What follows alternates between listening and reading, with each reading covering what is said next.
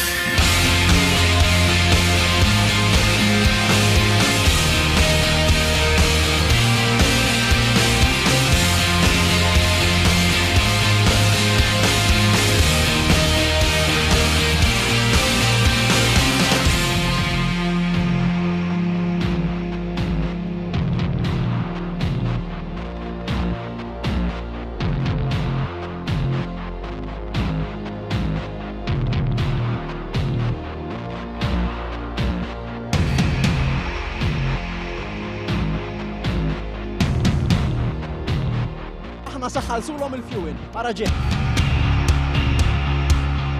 Wara ftit ġranet kellna rebbieħ ieħor fil-logħba tagħna kontra 30 sekonda bil-maqlub.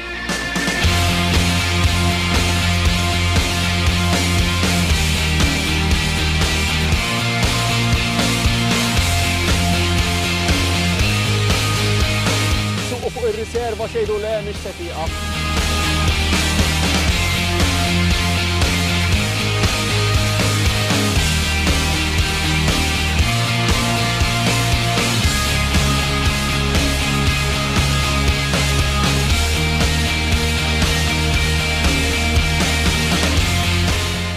d-dieħla nkunu fuq pompa tal-Enemed oħra, nagħtu xi ħaġa oħra.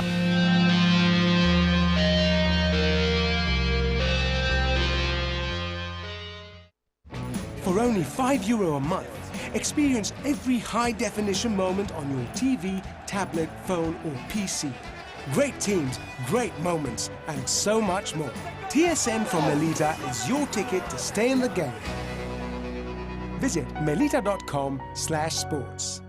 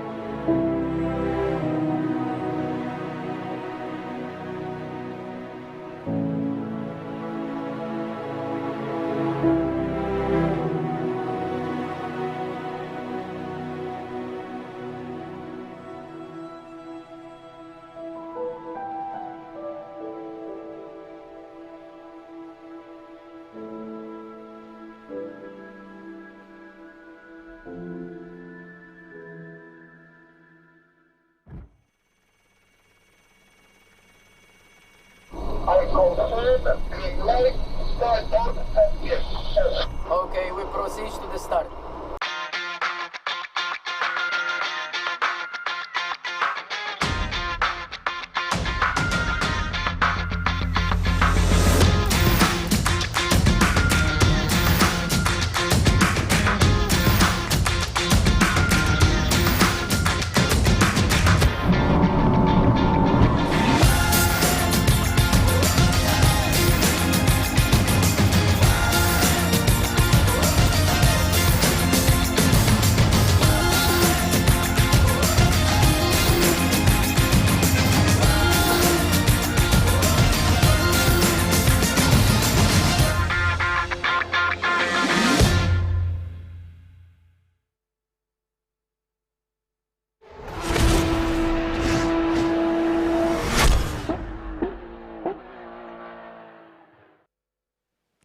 Welcome to the opening of the World Pro Racing GT3 Masters fueled by Enemed.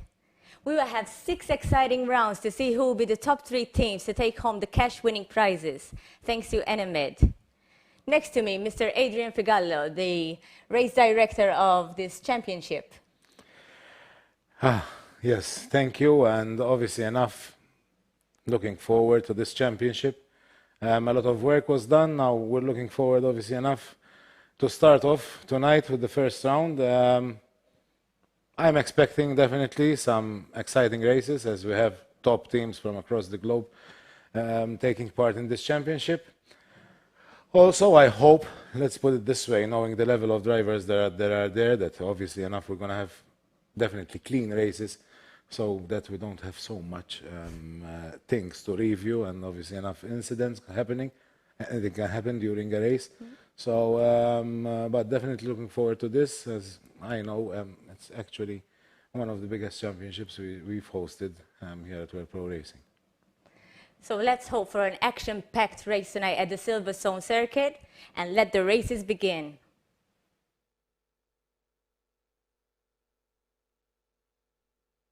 This is the dawn of a new generation. This is where everyone starts thinking, looking, hoping, dreaming that they are at the top of their game. Everybody knows that this is not just like any other tournament that they have out there. This is an invitation-only event. You have to be the top of your game to find yourself in this sort of series. And these drivers know that they want to be one thing and one thing only. That is a GT3 Master. Welcome, ladies and gentlemen, to World Pro Racing and action here on rFactor 2, live and uninterrupted. It is Jake Sperry here in the commentary box, joined alongside here for this one with Caitlin Penny, as we have Justin Missard on the cameras for us, your race director, of course, being Adrian Fergaio, and George Muscat, your race steward for action that will be happening here today. We're at the beautiful Silverstone circuit, which is the pride and joy of British racing, and it has been for many a generation, and surely many another generation to come, as we get GT3 action kicking off in the next few moments. Practice currently underway. We are 20 minutes away from the start of qualifying. Caitlin will bring you into the conversation for this one. This series now just oozes prestige. You've got some of the best drivers you can find throughout the realms of sim race, top teams, top drivers, everyone looking to prove themselves at the highest level. What are we looking to expect from these drivers today as they look to try and prove themselves to be masters? Well, I'm expecting an absolutely fantastic, furious fight between 17, maybe more, of the top GT3 sim racers that we have. Of course, Silverstone is a circuit that lends itself to close racing. It's got fast corners, it's got slower corners, it's got long straights. It's prestigious. I'd call it probably the greatest racetrack in the world. I know that's quite a controversial thing to say, but I definitely see it as such. But as you say, we do have some of the greatest sim racers that there are from all sorts of different platforms. Of course, we're on the rFactor 2 simulator today, and we have some rFactor 2 specialists such as Risto Capit, such as Jone Simoncic, and such as a few other drivers in here. I recognize the name Matthew Beavis, especially, and Ben Stupanek, who's been around and about single-seater racing in rFactor 2.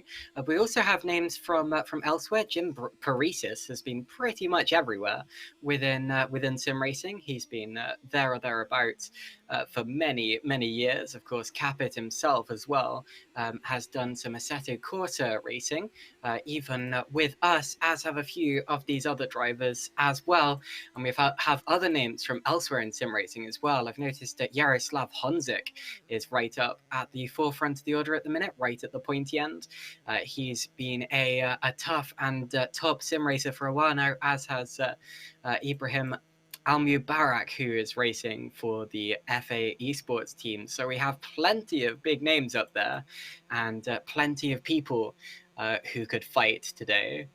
We certainly do. And I will correct myself here as we'll move to official practice in the next couple of minutes' time. Apologies for that, ladies and gentlemen. But this Silverstone circuit, probably fabled after the big expansion from around 2009 in towards 2010 and onwards, and really a track which has now grown and developed and built its own reputation and mentality, a track which really does emphasize every sort of area of testing a vehicle, not necessarily through undulation on this old airfield base of a racetrack, but certainly what the track has been able to do in the past, Caitlin, has been one to create great racing, a true test of high-speed corners, low-speed corners, every section up through Village to Brooklands, Luffield and the old pit straight, and of course the fabled Maggots, Beckett's Chapel onto the Hangar Straight. Every single section is a massive test for drivers here today, and every test, which I think goes to show why Silverstone is so revered and actually sometimes can be overlooked and sometimes, some may say, underrated actually as a track. Totally. I call it completely underrated. Not many people think of Silverstone amongst, say, Monza, Spa, and the Nürburgring, classic circuits like that, but I really don't understand why, because it's one of the most high-tech circuits in the world in terms of its layout and its facilities, and if you watch the racing here, it is always absolutely fantastic. In Formula 1, in GT racing, in sim racing, just anywhere you look, you receive absolutely fantastic racing, and I'm sure that we're going to be seeing the exact same thing today, especially looking at the times that that we're seeing being put in at the minute. We've only had 9 people setting laps in this unofficial practice session so far out of the 19 that we've got. But looking at the very pointy end of the field, those are some competitive lap times there, which would be, well, they'd be challenging professionals in reality. So yeah, really quite something there. 158.826 from Yannick Simoncic, as we now go into the first official practice session here of the series, and we're about to see exactly what these drivers have to offer for us today. We absolutely do, and it's going to be a big challenge because, of course, GT3 racing brings its own level of challenges for so many drivers, and the big key in terms of challenge is going to be balance of performance. Here today, a lot of different types of vehicles. We've got the McLaren, the Aston Martin, the Porsche, the Mercedes, of course the Corvette and the BMW. But the big key, as well as the Audi, as well as there is a mad rush coming out of pit road to get out on track. The big key is going to be what choices most of the drivers have gone for and have gone to select. And the favourite in terms of vehicles, Caitlin, has been the Aston Martin. It's a very light, very nimble, British-designed vehicle. A lot of testing done at the Nürburgring by Aston Martin. So the big question becomes, why has the Aston Martin been so favoured when it has come to selection for the team?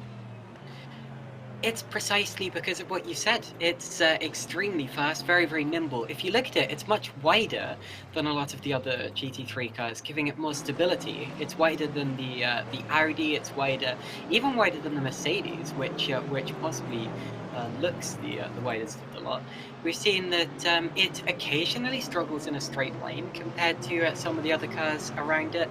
I know that the BMW and the Porsche are expected to be faster in a straight line, but as soon as you get to the corners, that incredibly massive diffuser and rear wing just come into their own, and the car just grips and sticks to the road like your tires are made of absolute glue. Also, cars that I'm surprised aren't popular in this series are the Audi, which of course is the most successful GT3 car of all time, I believe.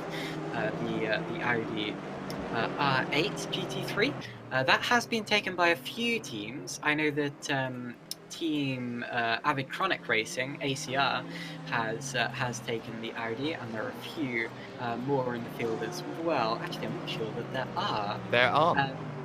Yeah, so they appear to be the only team that have an Aston, and also the McLaren. The McLaren is quite popular in real life, but hasn't had the success in recent years that it did in, say, 2014, 2015. And so far, I can only see one McLaren team, and that's V-Racer. So V-Racer, one of the most professional teams in the field, has taken the McLaren. But that's not proving to be a popular decision. So we'll see exactly what car comes to the forefront in the race, but statistically, you'd have to say the Aston stands the greatest chance.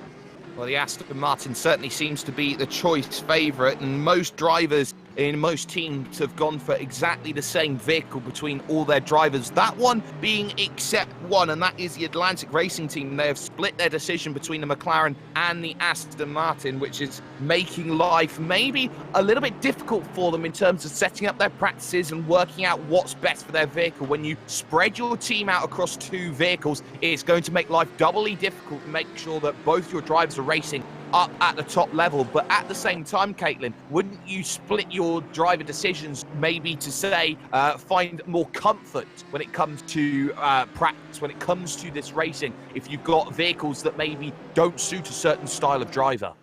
Totally. I would absolutely say that different cars and different setups suit different drivers, and you have to find the one that suits your specific driver, yourself. Of course, the advantage of having two cars with very similar setups, two drivers with very similar setups rather, is that you can share knowledge, you can share setups, of course, you can share driving lines and tips and that kind of thing. And if you have two very different cars, you can't necessarily do that. However, this isn't like endurance racing where you share the same car, so you absolutely can set two cars up very differently, or even have two completely different cars between the two drivers. I believe that you're allowed to do that within the regulations. But yeah, whatever the case, I would absolutely say that each driver should find the car that they are best suited to and that they like the best. Personally, I've driven a lot of GT3 cars in my time, and I think that the one that suits me the best is the Mercedes, just because of the way that it handles, because of the straight line speed, because of how you can set it up. I really like the stability of the Mercedes, but I know that a lot. Other drivers prefer very different cars. My old endurance teammate, for example, always preferred Porsches, although could never race a Porsche because I couldn't stop spinning it. And yeah, it really does vary from driver to driver. The first times then coming in this practice session, and it's Enemed Simoncic who is in complete control. He's got a 1 second advantage at the moment over David Moralczak. So that is Avid Chronic Racing 1 and 2 here at the moment in practice at Silverstone. It's Edge Esports who find themselves in third with Jim Paresis, and then Tiziano Brioni, they're in fourth position for the Musto Racing team. Fernando Alonso's team, FA Esports, finds themselves in fifth. It's Ibrahim Al-Mubarak who's there, 1.7 seconds currently off of the fastest time in the Porsche, with Ben Stepanek there in sixth position in the Corvette. So a range of vehicles up there at the front, making some good times, good progress coming in. I'll correct myself there with Al-Mubarak in the Aston Martin. Yuri Kadstorp, though, just moves up into second position. Good work from him to get there, just 9/10 second off of the front, though. But it's very clear that drivers will have different mentalities going into a practice session. How many of these drivers, Caitlin, are going to be saving some of their pace in reserve for the racing and the qualifying? Because as we all know, when it comes to racing like this, when you've got a practice session, don't want to show all your cards too early, because that does give an advantage to other people. Maybe something that Enemed Simoncic not too fussed about. For the first 20 minutes of the practice session, I'm expecting drivers to be focusing on the stability of the cars. I'm expecting them to be setting them up very similar to how the cars will feel at the start of the race, with heavier fuel loads and with that sort of... I'm not sure if you can change tyre pressure from qualifying to the race, but if you can, that may be something that they're fiddling with as well. And then probably in the last 10 minutes of the qualifying session, that's where the practice session, that's where we'll be seeing the times tumble, because that's when the track will be rubbered in the most, and that's also when the drivers will set their sights on qualifying, and they'll make sure that they have their setup and their car absolutely right for the qualifying session that will be immediately following this. And I wouldn't be surprised to see drivers getting into the 157s potentially. Well, those 157 could be so very, very crucial to find at the moment. Track temperature is just a cool 20 degrees here at the moment. Same can be said for ambient temperature. So it is a cold track that we are looking at for the moment, as things have just seemed to have cooled off in terms of times. Very close between second and fourth, between Kadstorp and Moralczak and also Jim Paresis. But I have to correct myself there, because Risto Capit has moved up second position in practice on a 158.721. Can be very happy with that sort of time, bridging the gap now, giving only a half a second lead in practice to Enemed Simoncic right now. But this is going to be a challenge for a lot of teams. There is a good variety, a good mix who have made their progress and have made their push in very many different ways. And I think a lot of teams are looking at this opening round of the championship really as the bench setter. Who's got the pace? Who's got the control? Who is in charge at the moment when we head to the next sorts of battles that are going on in this style of racing? And really, Caitlin, what we're maybe looking at the moment in the early stages of practice is maybe these teams are trying to find out in this opening race, where do we stand? How do we improve? How do we get to the next level? What more do we have to do? Either you're setting the pace or you're chasing in the pack. Yeah, and so far it doesn't appear to be any particular team up the top.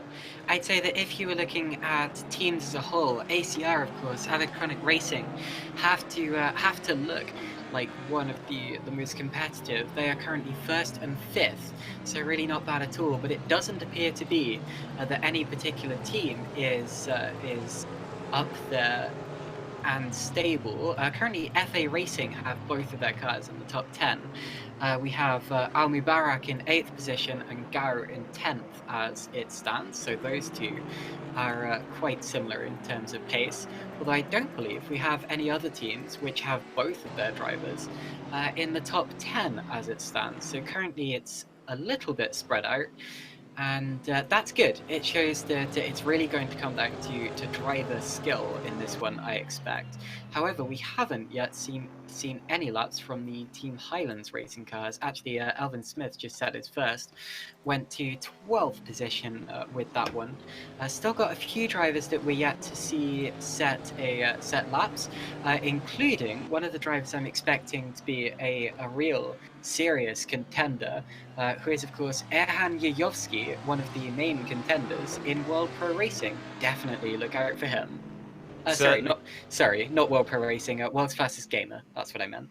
We'll certainly see if Jajovski can prove that his transferable skills go well. We've seen Matthew Galea for the GT Omega team move up into 3rd place currently in practice. The only drivers now looking to try and find times. They're just trying to push a little bit more, try and find the levels that have caught an eye on Darren King, who's moved up inside of the top 10, bumped Zhang Gao out of that top 10 spot. So Darren King, 1.9 seconds off plus time on a 2-minute .1. Not bad at all. Risto Capit finds a bit of time, moves back into 3rd place in his Mercedes. So some very good running there at the moment from him to get himself up inside that level. But this is what we're seeing, a very international based field. A lot of drivers actually finding the differences. And I'm just keeping an eye on Davin Mrozek, who in his Aviconic racing car finds himself in 5th, just in front of him.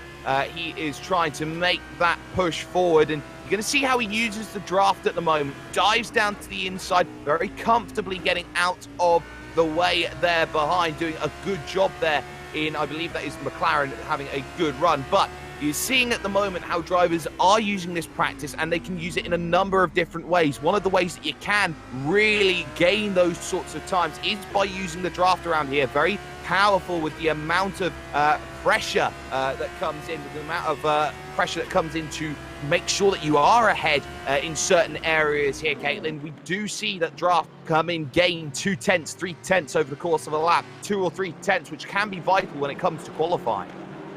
Of course, the straights here are medium length. They're definitely not the longest straights in the calendar. However, there are quite a lot of them. In fact, when Formula 1 goes here, there are actually 3 DRS zones, one of those being out of the final corner along the International Pit Straight, the other one being on the Wellington Straight, which is between Aintree and Brooklands, and the other one being on the Hangar Straight, which is from Chapel up to Stowe. So there are plenty of long straights on this track, and of course another one of those is the flat out section on the exit of Luffield through Woodcote and up towards Copse. And of course Copse is a very fast corner leading into another short straight before the Maggots Beckett's Chapel complex. So plenty of long straights here where you can gain from the slipstream and challenge your opponent ahead. And of course, along with just overtaking, it is going to affect qualifying as well because of that toe. It's a very balanced track in terms of the downforce you need to run here, because you don't want too much because of the straight, and you also don't want to skimp on it with the twistier corners that we have here, such as Maggots Beckett's Chapel, such as Abbey Farm, such as Stowe. And as a result, the slipstream and the turbulent air can be both a blessing and a curse. And it's both at exactly the same time. That blessing and that curse would come into play. Keep an eye on Yuri Kazdorp making his way over the start-finish line, and does so. It's a late start-finish line. He does improve time, but not position crucially. Just a couple hundredths of a second behind he is at the moment. Yayovsky has just moved up into 7th as Davin Mrozek makes it an Avid Chronic Racing 1 and 2 at the front, moving up, tying time almost with Risto Capit at 1,000th of a second just good enough at the moment. Jajovski makes a way over the line and does not improve in terms of lap time that go around. But there is very much case made that teams who are both at the front, both want to get some big points this opening round of the championship, aren't going to have things easy. But it is also good sometimes to have a teammate around you. Case in point will be the Musto Gaming team. They've got both Bichetti and Brioni both together, 8th, 9th at the moment in this practice session. We are just heading to the halfway stage at the moment in this practice. And really what we are going to be seeing is maybe that drivers who have themselves teams or teammates around them are maybe going to have life a little bit easier to go and make those moves. And those BMWs are going to want to make sure they make that push, and that grunt is going to work out for them. Very much a different looking vehicle to everyone or every other vehicle that's going to be out there. A different philosophy in aerodynamic design, but certainly does have that raw German power that certainly does push. And for Musto Gaming, they're going to be trying to use that to their advantage along with GT Omega and the BMW. I think I cursed it by saying that no specific team was going to dominate here, because ACR, Avid Chronic Racing, are absolutely running away with this as of yet. They are 1-2 in the order. Well, I say they're running away with it. However, David Morchek just 0.001 ahead of Risto Capit in terms of lap time, so that's very close. And Yuri Kazdorp goes to the top.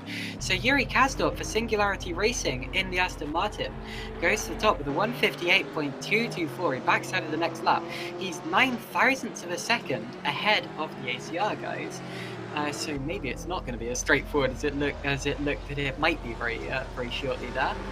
Also, we have both AAA esports drivers in the top 10, so those two Mercedes, and Erhan Jajovski has just jumped up into 5th position, immediately behind Capit, who is in 4th, so those two very close in terms of the order, as well as Jim Parisis jumps up into 6th position as I speak. And also, both Musto GT esports drivers are now in the top 10 as well, with Matteo Boschetti in 8th place and Tiziano Brioni in 9th place as it stands. Well, the top 7 drivers are split by half a second. Then you've got a big 0.8 of a second gap back to the rest of the field, and that is probably the big telling factor at the moment, just how big that gap is at the moment in this practice session. It seems like it's a big moment, as I've just caught Galea have a massive tank slapper heading through Copse Corner. And let's talk about Copse Corner for a moment. A big, bold test of power and strength, and I think so many drivers don't want to lift through that section. They want to try and keep the foot down as much as they possibly can. It sometimes doesn't quite work out for them. Try and go completely flat. A light lift sometimes needed, and Galea getting caught out. But crucially, part of the design, or the new design that we've seen, the redesign of Silverstone, is the Herman Tilke design. A lot of tarmac runoff area to try and save it, but even that tarmac runoff area, I don't think would have been enough for Matthew Galea. The interesting thing about Copse Corner is just how different it is depending on what kind of car you're driving. Of course, in a Formula 1 car these days, it's flat in qualifying, completely flat out, but it's not an easy flat, it's a scary flat. It's fast, it's over the curb on the exit, that can easily spin a car around. And when you're running a high fuel load, it's not flat anymore, or when your tyres are starting to go off. And when I drove a Formula Renault 3.5 car here earlier this year, that required a slight lift through turn 1 as well. And these GT3 cars will require heavier braking, possibly even shifting down a gear. I'm about to watch Risto Capit go through there in his Mercedes. Whoa, as he takes down a bollard there coming out of Woodkit and shifts down to 4th. So indeed, you do need to shift down a gear to get through that corner okay in a GT3 car, making it a very, very different type of corner to how it would be in other cars. I reckon that wider cars are going to have an advantage through that because it's such a fast corner, and because a lower centre of gravity is always going to help. So, for example, the Aston Martin, I expect, will have a real advantage through there.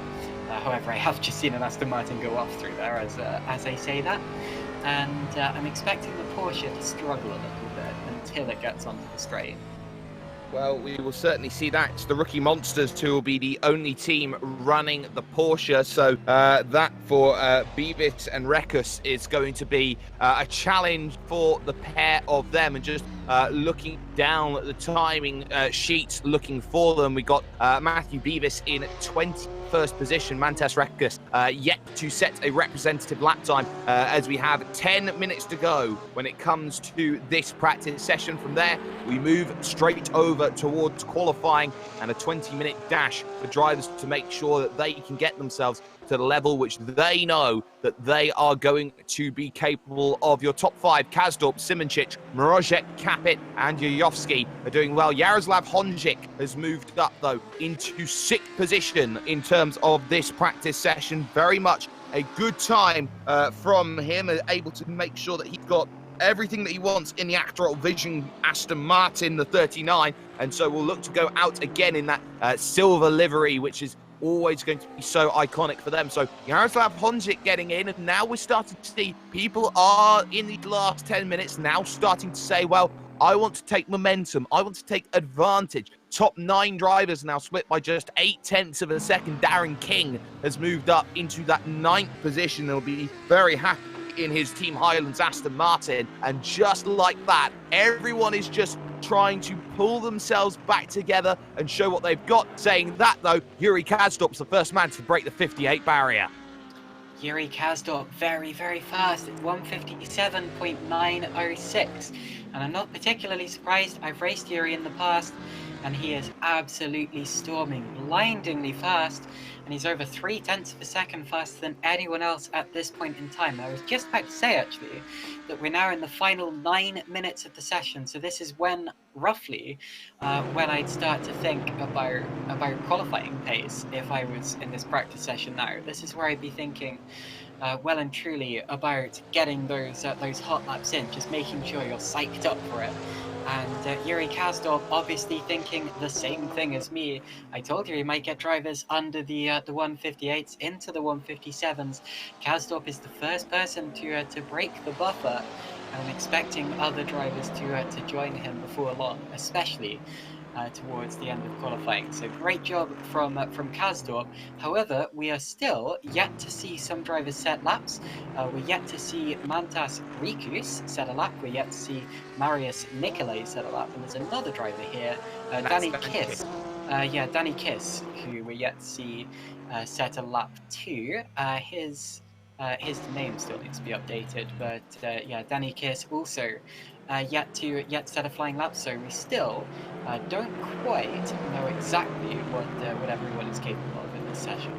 Certainly don't, but that's what qualifying is there for. Surely everyone looking to find some times as Jernej Simoncic goes on a 57.6. We said maybe 57s would be broken. That's well and truly by Jernej Simoncic, who finds a 57 middle and will be very happy with that time and completely blows the field wide open as Yuyovsky brings his AAA car up into 3rd position. Mercedes looking quite pacey then, as I'm just keeping an eye on who's going for a lap, and Mrozek is certainly one of them, heading through the first couple of corners and into the village section. Turn 3 on the brakes, big key point to try and make to try and get through. Not using all of the track, though, are any of the drivers through that section. They're giving themselves a little bit of room here and a little bit of a wiggle there on the exit of 4, hitting the curves, going through 5 onto the Wellington straight, once again looking at Brooklands and Luffield coming up there after just a few little wiggles. On the brakes, you've got to be nice and careful, uses all of the curb on the outside, trying to make sure it works through this lovely Brookland corner into Luffield, and he gets a little bit of the curb early, and that's going to pitch the car off into a slight little bit of a tank, but he's done okay to bring that one back towards the second half of the lap. And it is slightly scruffy, I have to say, from Mrozek, but he is finding pace from this. He is indeed, and talking of pace, we do have pace. We do have laps. Times tumbling, that's what I was going to say, sorry. Martin Dierland there, Dierland, is going up to 5th position in the Singularity Racing car, and that means that both Singularity Racing cars are now in the top 5. They are looking very, very fast indeed. Of course, that means that Yuri Kazdorp's second, Martin Dierland, now How fourth? Did someone... Oh, we just lost the leader, Yanis Muncic. Says, sorry, I must rejoin. Okay, so he is going to pop out and then pop back in again. No panic, he will be back before long. And that means that, well, it looks like Dylan is currently in 5th position. He's actually 6th because Yaroslav Honzik has just jumped up into 3rd place, sorry. Yeah, he certainly has. Of course, the best way to make sure nobody beats your time is to leave and say, well, my time, you're not going to even remember it so much. So good work there from Yaroslav Honzik to move up into the 3rd position overall in terms of fast times in this practice session that we have seen. So Darren King still occupying that 10th position overall for Team Highlands, but we are hitting that 5-minute mark. So anyone looking for a little bit of time or final preparation are going to be key. And it's not just final preparations, Caitlin, in terms of what's my 1-lap pace, what's my 3-lap pace, what's my 10-lap pace, what my stint pace look like. It's also the case of, well, what's my potentially going to look like if I'm going to need to dive in and make a stop? What's every little bit going wrong? Maybe even to the point of how am I going to practice if maybe I cop a bit of damage here or there and I've got to try and work my way around it. So just under 5 minutes left in this practice session. Really not time to go. And it's getting very, very exciting. We're just approaching the qualifying session, and with this many drivers in the field, I'm sure it's going to be an absolutely massive event. I have to congratulate World Pro Racing. This is their largest grid ever, and I'm sure we're only going to get larger grids in the future and even bigger events. So that is fantastic to see. And I am very much looking forward to seeing what the future holds. Thank you as well to Enemed for sponsoring this event, and thank you. And they've given me a little love heart in the YouTube chat. Thanks, WPR, no problem at all. And thank you all for tuning in as well. All of you on the YouTube and Facebook chat, and I believe as always we will be live on Twitch as well. Interesting challenge from Mr. Coppolino in the YouTube chat. He says, "Come on, let's get more viewers than Mitchie."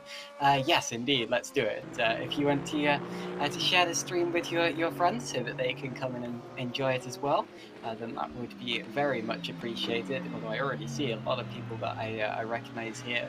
A lot of regular viewers such as Chris Shepard, Josh Martin. Josh Martin, of course, he's watching. He's the team boss of V-Racer, which is one of the teams racing with us today. Risto Capit was in the YouTube chat, although he will now be in the race. So good luck to him, and plenty more people in there as well as a few people watching along on Facebook. Well, definitely. Sorry. Yeah, I was going to say, I very much hope you enjoy it as much as I'm going to. Sit back and enjoy the ride. Sorry, Jay, go ahead. It's all right, as we've just seen Erhan Yayovsky just move up into 3rd position in terms of the practice times on the 57.917. So great work from him to get through in the final stages of this practice. So that's going to be a very good time overall. Jim Paris as well move his vehicle up into 5th place overall, and he'll be very happy with the Edge Esports car doing a good job to get inside of that top 5, which is always changing the more and more that the racing is going to be going on. A wide variety of times, though, going all the way back to about 4.8 seconds off the pace. That's Matthew Beavis in the Porsche. The Porsche maybe not doing too brilliantly at the moment. Both Porsches actually at the foot of the timing stands as things go for the time being. But this is now where you start putting those times in. You start now saying, okay, if I want to prove something now, I could do it now. And we've seen drivers put in a differing amount of laps. Yaroslav Honzik, for example, only 8 laps worth of practice. Someone like Davin Mrazek, though, he's put in double and a bit more, 17 laps. So people use practice in different ways. Yaroslav feeling pretty confident about his vehicle with the lack of laps. Yaroslav currently in P5. He's just over half a second off the leader, though we've still got a little while until qualifying. And even though he's half a second off the leader, P5 is a very strong position. That's the 3rd row of the grid. for the race, which will be coming up shortly after qualifying. We've also... sorry, you go ahead. No, it's quite fine. I'll let you have your point. No, I was going to say, I've seen that, I think it's I think the Aston Martins will be given 30 kilograms of BOP, balance of performance, and also we've got some more, that's one of the, I think the McLaren's got 25 kilograms as well, so a little bit of balance of performance tweaks going on as we speak, just to make sure that it's all going to be fair. The Audi gets 10 kilos, and yeah, I'm sure that it's, well, that's good from the race organisers, keeping it stable, keeping it even, keeping it fair. And of course, GT3 is known for being close, fair racing. And it's good to see that we have such active and knowledgeable organisers as well, who put a lot of effort into making this race as fair and as strong as it can possibly be. So I'm sure we're going to enjoy this.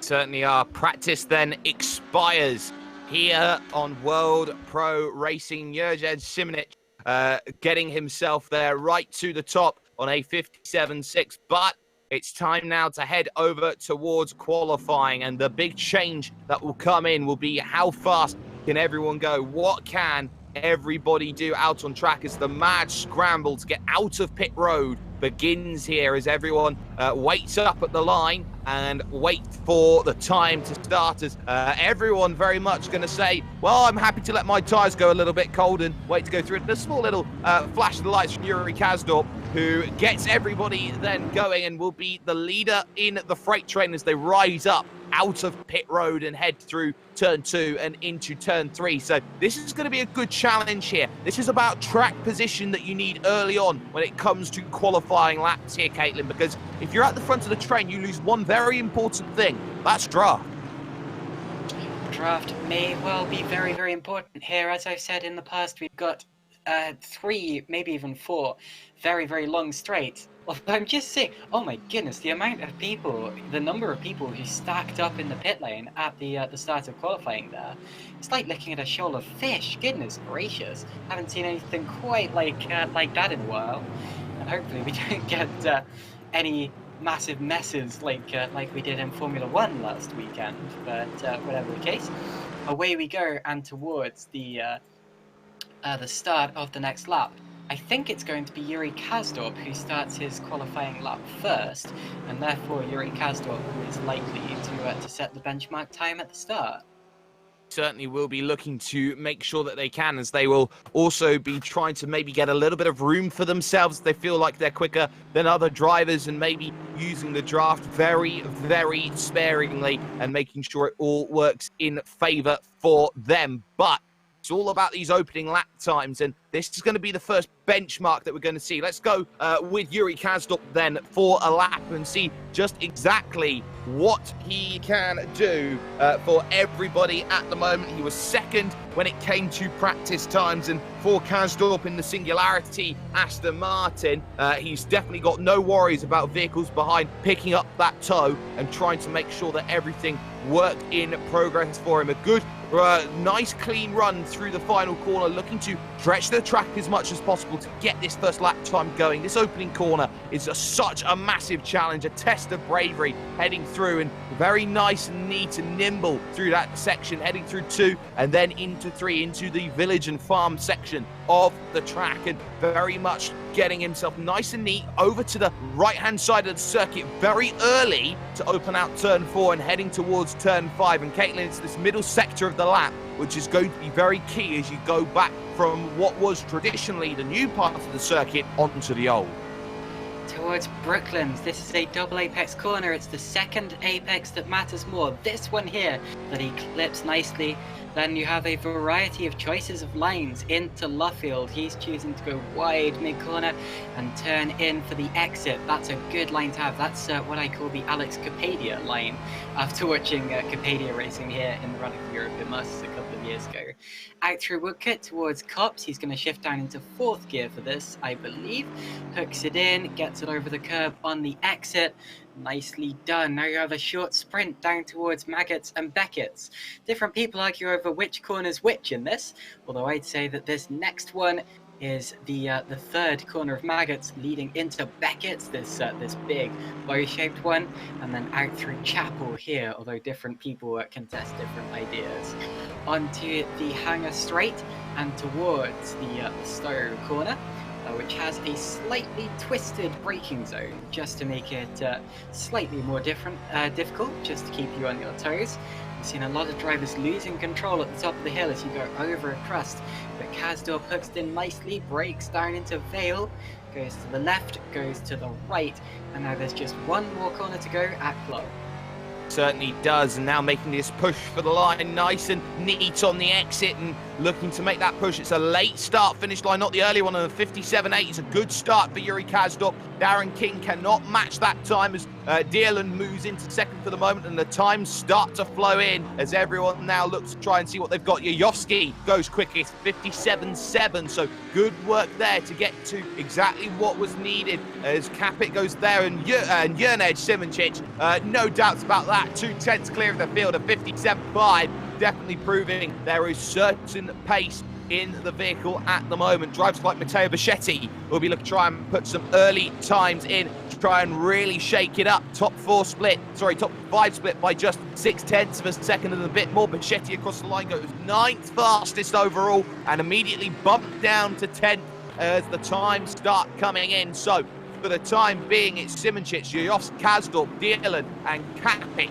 your top 5. Jaroslav Honjic up in 6th for actual division. Jim Paris in 7th, King in 8th, Galea 9th, and Bichetti rounding out the top 10 after the first run of laps. Drivers not really too much willing to go for 2 straight laps again and again. Very happy just to bring the vehicle back in and go out again for another 1-lap sprint to try to make sure they are hot lapping to the best of their abilities. What they do have to remember, though, it is a 2-minute plus out lap, so they're only really going to be getting 5 big attempts if they want to get those laps in. Of course, they're going to have an out lap and not technically an in lap, but they are definitely going to have 5 out laps and 5 racing laps to get those tyres up temperature and working the way they need to. Fewer than that, realistically, when it comes to possibly tweaking the setup or something along those lines. But anyway, we've currently had 20 drivers who have set flying laps so far, and only one of them is outside of the 3 of them are outside of the 2-minute buffer. So that's a very competitive field. We've got almost everyone under 2 minutes so far, and currently, as you say, the top 3 are Simoncic, Jayovsky and Kasdorp, quickly followed by Dearland and Capit. So the people we'd expect to be at the top are at the top for now, although there's still people who I'm sure can challenge further on in the session. It's all about how the track evolves and where people are on the road at different points in time. Meanwhile, David Mrocek jumps up into to 8th position there. So the times continue to tumble, and I'm sure they will continue to do so for the next 13.5 minutes. They certainly will look to try, and it's 3 different manufacturers inside of the top 3. Audi lead it, followed by the Mercedes, and then Aston Martin, they're in 3rd position. So it's all changing, and there are teams up at the top making some very good progress. David Mrozek has gone into 8th position on a 1:58.6, 1 second outside the fast driver, as I've just seen pulled over beside one of the GT Omega BMWs, that one being Matthew Galea, who will pull over to the side and give himself a little bit of space, go out there and just run his own time, gets an out lap, I would assume, sorted out for himself before making that push. A couple of drivers who yet to set times. Tiziano Brioni has yet to set a time. Same for Jiang Gao and Zoltan Schuti, as well as Daniel Kiss as well. A lot expect Kiss teamed up with Jim Parisis for this sort of event. So we'll see where those times come in as these drivers are looking to push. What I am surprised about is the lack of firepower that's come in from Fernando Alonso's team at the moment. Al-Mubarak only down in 14th position, nearly 2 seconds off of the fastest time overall. And maybe I was expecting times to be a little closer. Now dumped down to 15th because Zoltan Shuti has just moved up into the unluckiest position, some may say, 13th place in, I believe, the Corvette. So that is not going to be to plan as those times continue to tumble down, as I've just seen Dan Kiss move up into 13th and Bichetti now in 12th, with Tiziano Brioni in 11th position. So it seems those times in the middle of the pack are going to be the big key changes as Yuri Kazdorp goes fastest on a 57.3. He does. However, Simonchik's gone purple in both the first and second sectors. He's coming through club corner now, so Simonchik is about to set an absolute stormer. And Kazdorp's is a 157.393. What's Simonchik's? It's a 157.297. He goes to the top by almost a tenth of a second. That is fantastic from Simonchik. Kazdorp is still second, followed by Yayovsky and Capit and Dylan as it stands. But what a lap from Simonchik. Can anyone match that? What about Jim Parisas? He crosses the line now and he looks like he's going to improve his lap. He does, but he only goes up to 6th, so he jumps up 1 position. Damut Yaroslav Honzik as it stands, and Simonchik has a bit of a buffer up the top there. It's just under a tenth of a second. It's not everything, it's not comfortable, but at the moment you'd say any gap is enough if you want to be on pole position. Yoyoski in 3rd, Risto Capit in 4th, just coming out to pit road right now, looking to start some laps soon, as I've caught Jan Wielen van Ommen moving up into 11th position overall, and can be very happy with that 11th place, and has made some good progress, I think, at the moment to get that time in and move up into the top 12 and get to the 6th row. It's the top half of this field, of course, 26 drivers looking to take to the grid, it would seem, if qualifying was anything to go by. So a top 13, say, puts you in a very good realistic chance of making some good progress through the field. That currently being guarded by Elvin Smith, currently on a 159 flat, just 1.7 seconds off of Simonchik at the top of the standings. So for the time being, that 13th place could be a key fighting point in the middle of the racing that we are going to be seeing here.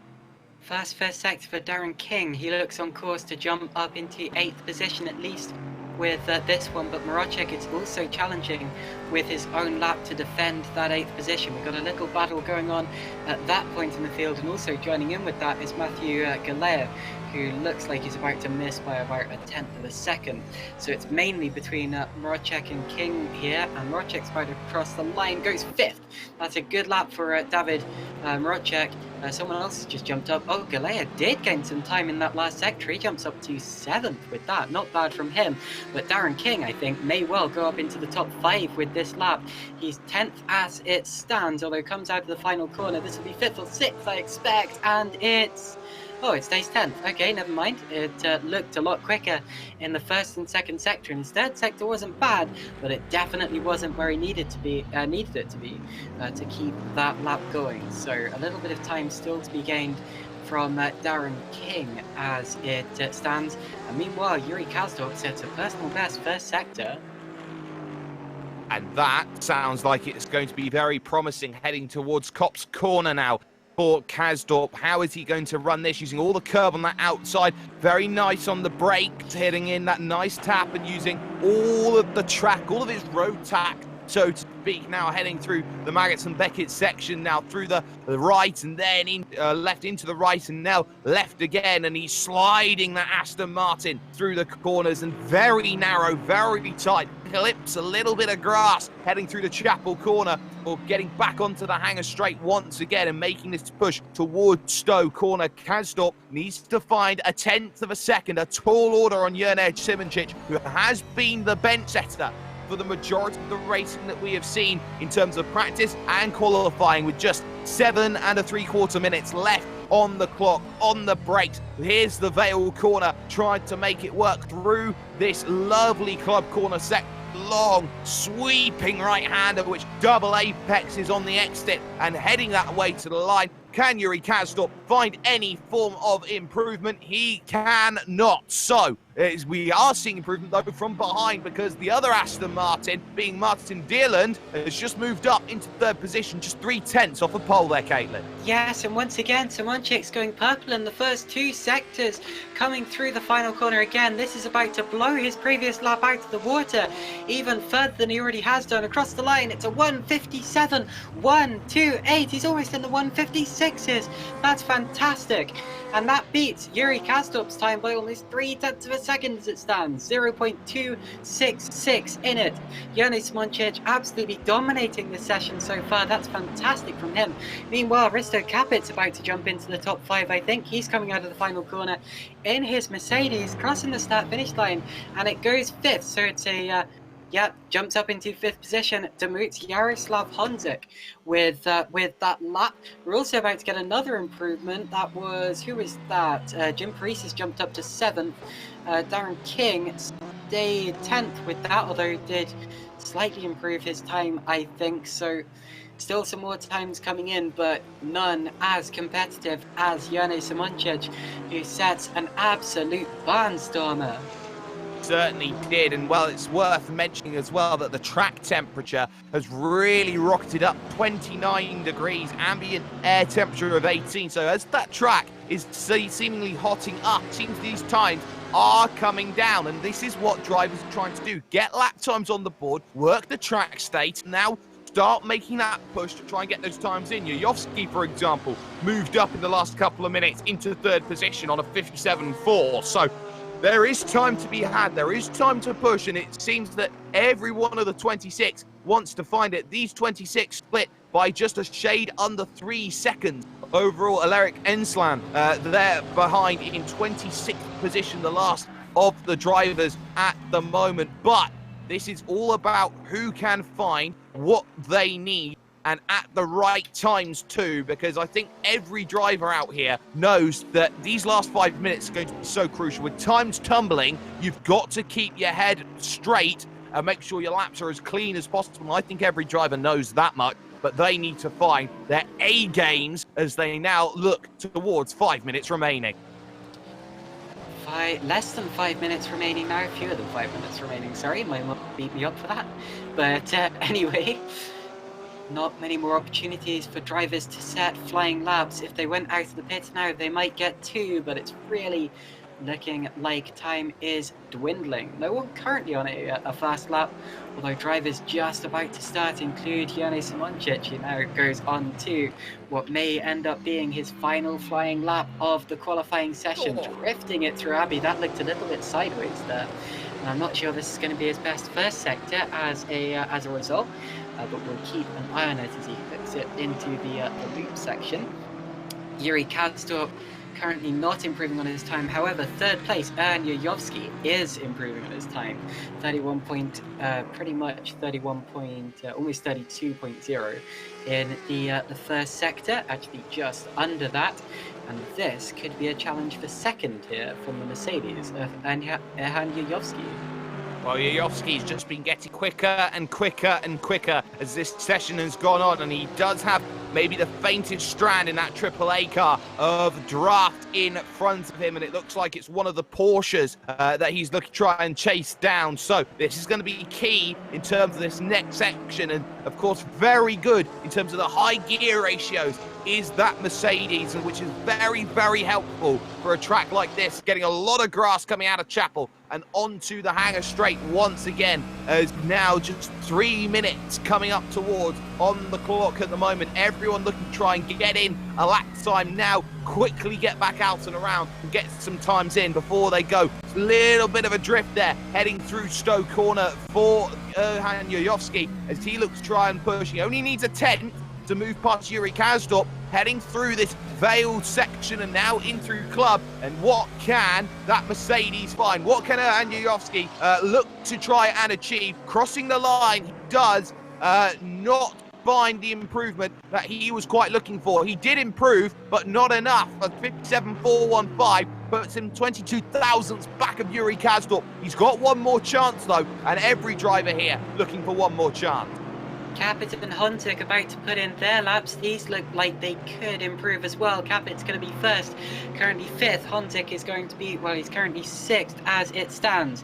What can Capit do? Crosses the line, he jumps to, stays 5th.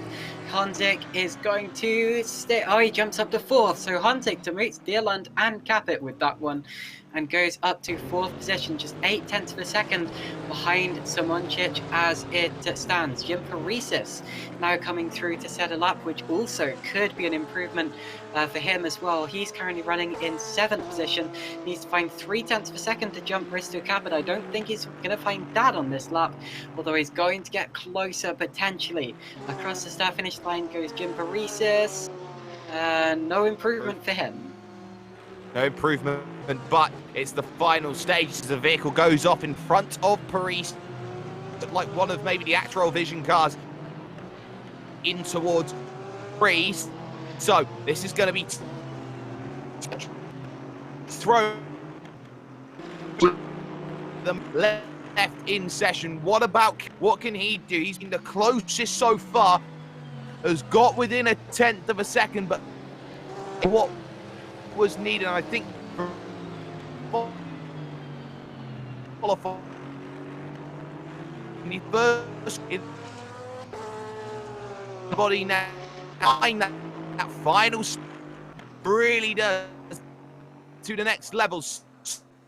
Seeing at the start for his final lap, and again drifting that Audi slightly through that opening corner. He's leaving everything on the table at the moment, and you cannot blame the Avicronic racing driver for doing so. He is leaving everything and a little bit more into position. 35 seconds remaining. What about Risto Capit potentially down in 6th position? Half a second there, but Deerland moves up and will not go any quicker than that. He's gone to 4th place. He'll be happy with the time that he's set. Capit now back in 6th place, looking to try and find a little bit more. Galea won't go quicker, nor will Van Ommen or Gao or even Elvin Smith, but keep an eye on Risto Capit making his way through the final corners, and he's looking to try and find something more. 10 seconds remaining. He will be the last driver who can categorically set a lap time. He's left it right to the latest point in time, and he will not find improvement just yet, but maybe just trying to start that big flying lap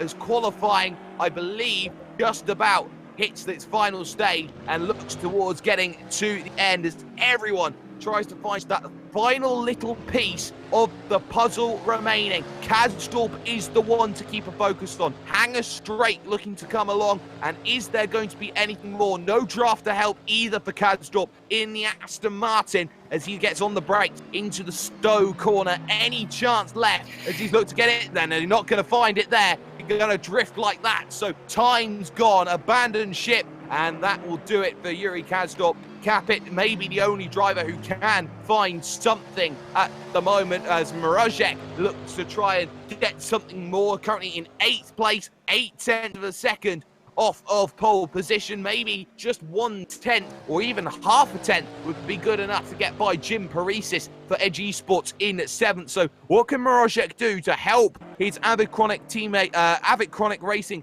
teammates lead this qualifying session? He'll round himself through the final corner. Can he find anything more than a 58 flat, long drag to the line? And it's going to be not good enough for Mrazek. He will not improve, which leaves only Risto Capit with a chance of improvement out of anyone. Matteo Bichetti, I do not believe is going to be able to find that time as he rounds the final corner, currently 1.8 off of pole position. So Bichetti for Musto Gaming does improve 1 position. He gets past Jan Galdi, FA racing car, as now Risto Capit makes himself the final vehicle across the start-finish line and very much look to try and find more. Does find more, but not quite positioned. So confirmation. Jurnej Simoncic will be on pole position for this one with Yuri Kazdorp second. Erhan Yuyovsky will start this one third with Martin Dierland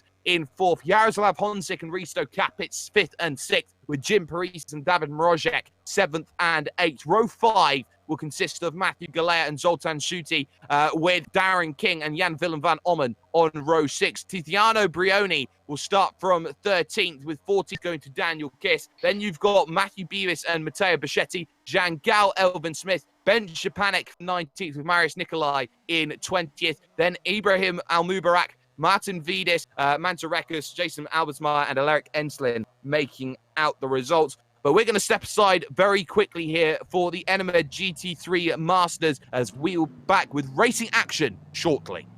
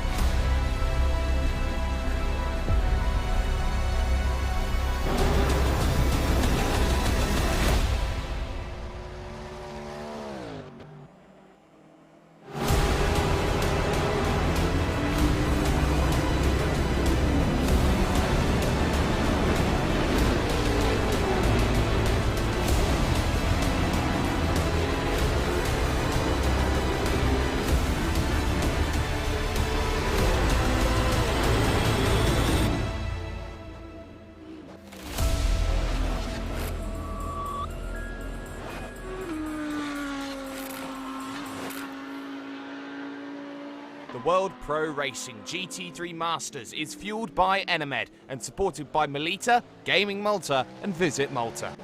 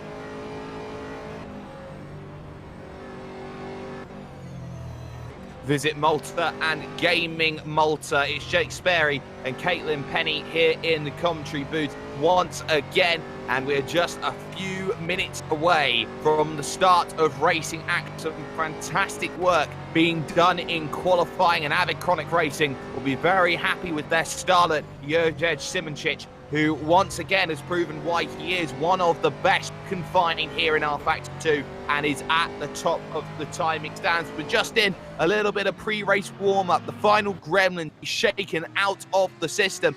Caitlin, that was a very tough qualifying for a lot of drivers. Everyone finding improvements throughout the 20 minutes, and it was that final 5 that I think people just hit the boil of what they were capable of doing and said, I can't find any more. And that, as such, those times seemingly just shuddered to a halt. Totally, yeah, but Juraj Simoncic made it look relatively easy, didn't he? Absolutely ran away with the times by, I think, 0.26 of a second, almost 0.27. So Simoncic definitely has an advantage going into this race. However, qualifying is very, very different from a race. It's a long race, and some people in the chat, Mr. Cofflino in particular, is saying that the Audi is going to be a little bit tough on the rear tyres. So that's going to be interesting to look out for. I'm sure that Simoncic has done race runs in the past and just tried to make sure that the car is ready for today. So we'll see who's set up their car best for race conditions very, very short. You do have an advantage by starting ahead, of course, but if your car can't make the distance, then it doesn't mean anything. It certainly doesn't, and we've seen how that Audi was really flinging itself into the corners, how those rear tyres were being tortured through the lights of the opening corner, and a lot of corners around this track are that mid to high speed where those rear tyres do get that workout, and maybe that Audi just needs to be a little bit careful on how it runs. So we'll keep an eye out on how that is going to all play out. But Yuri Kasdorp in second position in qualifying really did turn up to the forefront and said, well, you know what? That's what we're capable of doing. And you cannot say without a shadow of a doubt that there are 5-6 drivers out there who can make a very good concerted challenge for the victory here today after qualifying. And they have shown that we can be in and around that ballpark, we have that fight, we have that scrap, and we'll go out there and we'll prove ourselves with just a minute 45 before we take the starting grid. A minute 45 until we take the starting orders indeed, and we're going to run you through the grid when the session takes over. The full grid of how many drivers do we have now? It is 26. That is a nice grid there. 26 drivers. 26 of the strongest drivers that we could find in sim racing as well, which is always great to see, with plenty of recognizable teams such as GT Omega, RPM Esports, such as Rookie Monsters, such as FA Racing, Fernando Alonso Racing, such as V Racer, such as Singularity, such as ACR, such as all of the others, and some of the most recognizable drivers as well, Jojovski, Kasdorp, Simoncic, Parisis, all of those. It's going to be quite a shocker.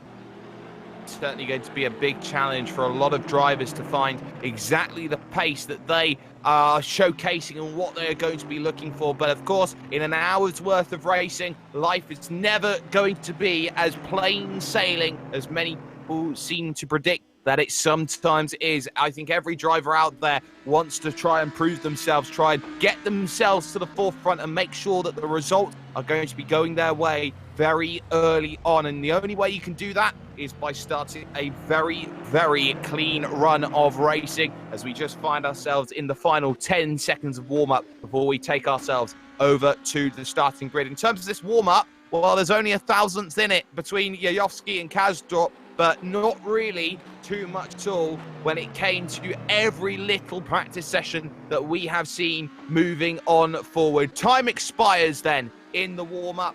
We're going to head ourselves over to racing action in just a moment's time, and everyone is going to be on the edge of their seats watching this one. And I think it goes without saying at the moment that I think every single driver wants to push themselves to exactly that next level. This may just be the place where they want to make that a reality, Kate. Indeed, we're just letting the session take over now so we can go to the race. And we can now run you grid order. So it's going to be Jane Simonjic starting on the front row of the grid, alongside Yuri Kazdorp in the Aston Martin. Then it's Anievski, followed by Martin Durland, Jaroslav Honzik, Risto Caput, Jim Parisis, David Mrocek, Matthew Galea, Zoltan Chiti, Darren King, Jan Willem van Ommen, Tiziano Brioni, and then who is that again? Daniel Kiss. Danny Kiss, sorry. So away we go for the formation lap. Then it's going to be Matthew Beavis in the first of the two Porsches, Matteo Bichetti, Tian Zhao, Alvin Smith, Bence Jupanek, Marius Nicolay, Itamar Yativ, Ibrahim Al Mubarak, Martin Vindis, Mantas Rikus, Jason Absmeyer, and last but not least is going to be Elaric Enslin. The McLaren struggling at the back there. McLaren's there, just having a little bit of issues then over the course of qualifying, but this is going to be a very, very telling race that they're going to have one formation lap before we get ourselves to the running of this one. I think every driver wants to try and put themselves there right at the front. So it will be Jurnej Simonjic who will now have to bear the brunt of everybody behind as they line up behind the pace car. But there's so many big challenges that are going to come in. I think a lot of teams are very happy with what they are capable of doing. Got a good mix, Audis, Mercedes, Aston Martins, a couple of BMWs there in the middle of the pack as well, who may want to try and make pushes through. Caitlin, how do you see this one going through the early stages of racing as everyone is looking to try and make sure they get a very good and clean opening run for their season off and underway? Well, the first step, of course, is to make sure that you get a clean start. It's going to be quite hectic with 27 drivers barreling down through Abbey Farm and Village. So really, you have to get through the first lap cleanly and then go from there. It's all going to be about who gets out of that first lap in what order, because that's going to set us up for the rest of the race. It's relatively difficult to overtake in GT3 cars. These are quite wide and they don't really get that much slipstream, meaning the first lap is going to be important. Later on in the race, it's all going to be about tyre life and fuel usage. Because this is a 1 hour race, I reckon you can do the whole thing without making a pit stop. So we'll see exactly who can make those tyres last and who has the best car by the end as well. So realistically, it's all going to depend on your setup for the duration of the race, and I'd say that's going to be the most important factor here, along with the driver behind the wheel and the car you're actually driving in the first place.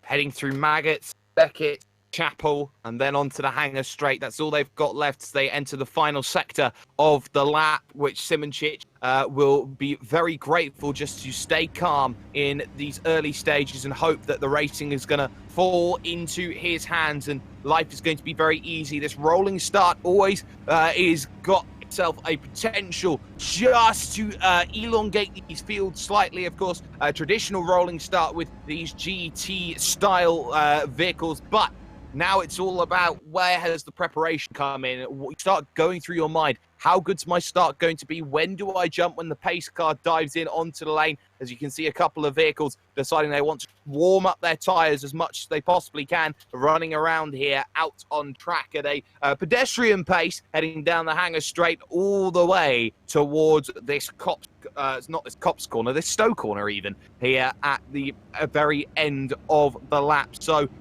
maybe Simonjic, Kazdorp, Jajowski, Deerland has really surprised and has done some great work. Jaroslav Honzik, Risto Caput, Jim Parisis. This is a who's who of people who find themselves at the very top of these sorts of fields. They've got to go prove themselves once again as the pace car dives down in onto pit road. That pace will be with the number, with Jurnej Simonjic, who is currently classified on the big green on the right as number 1, car number 17.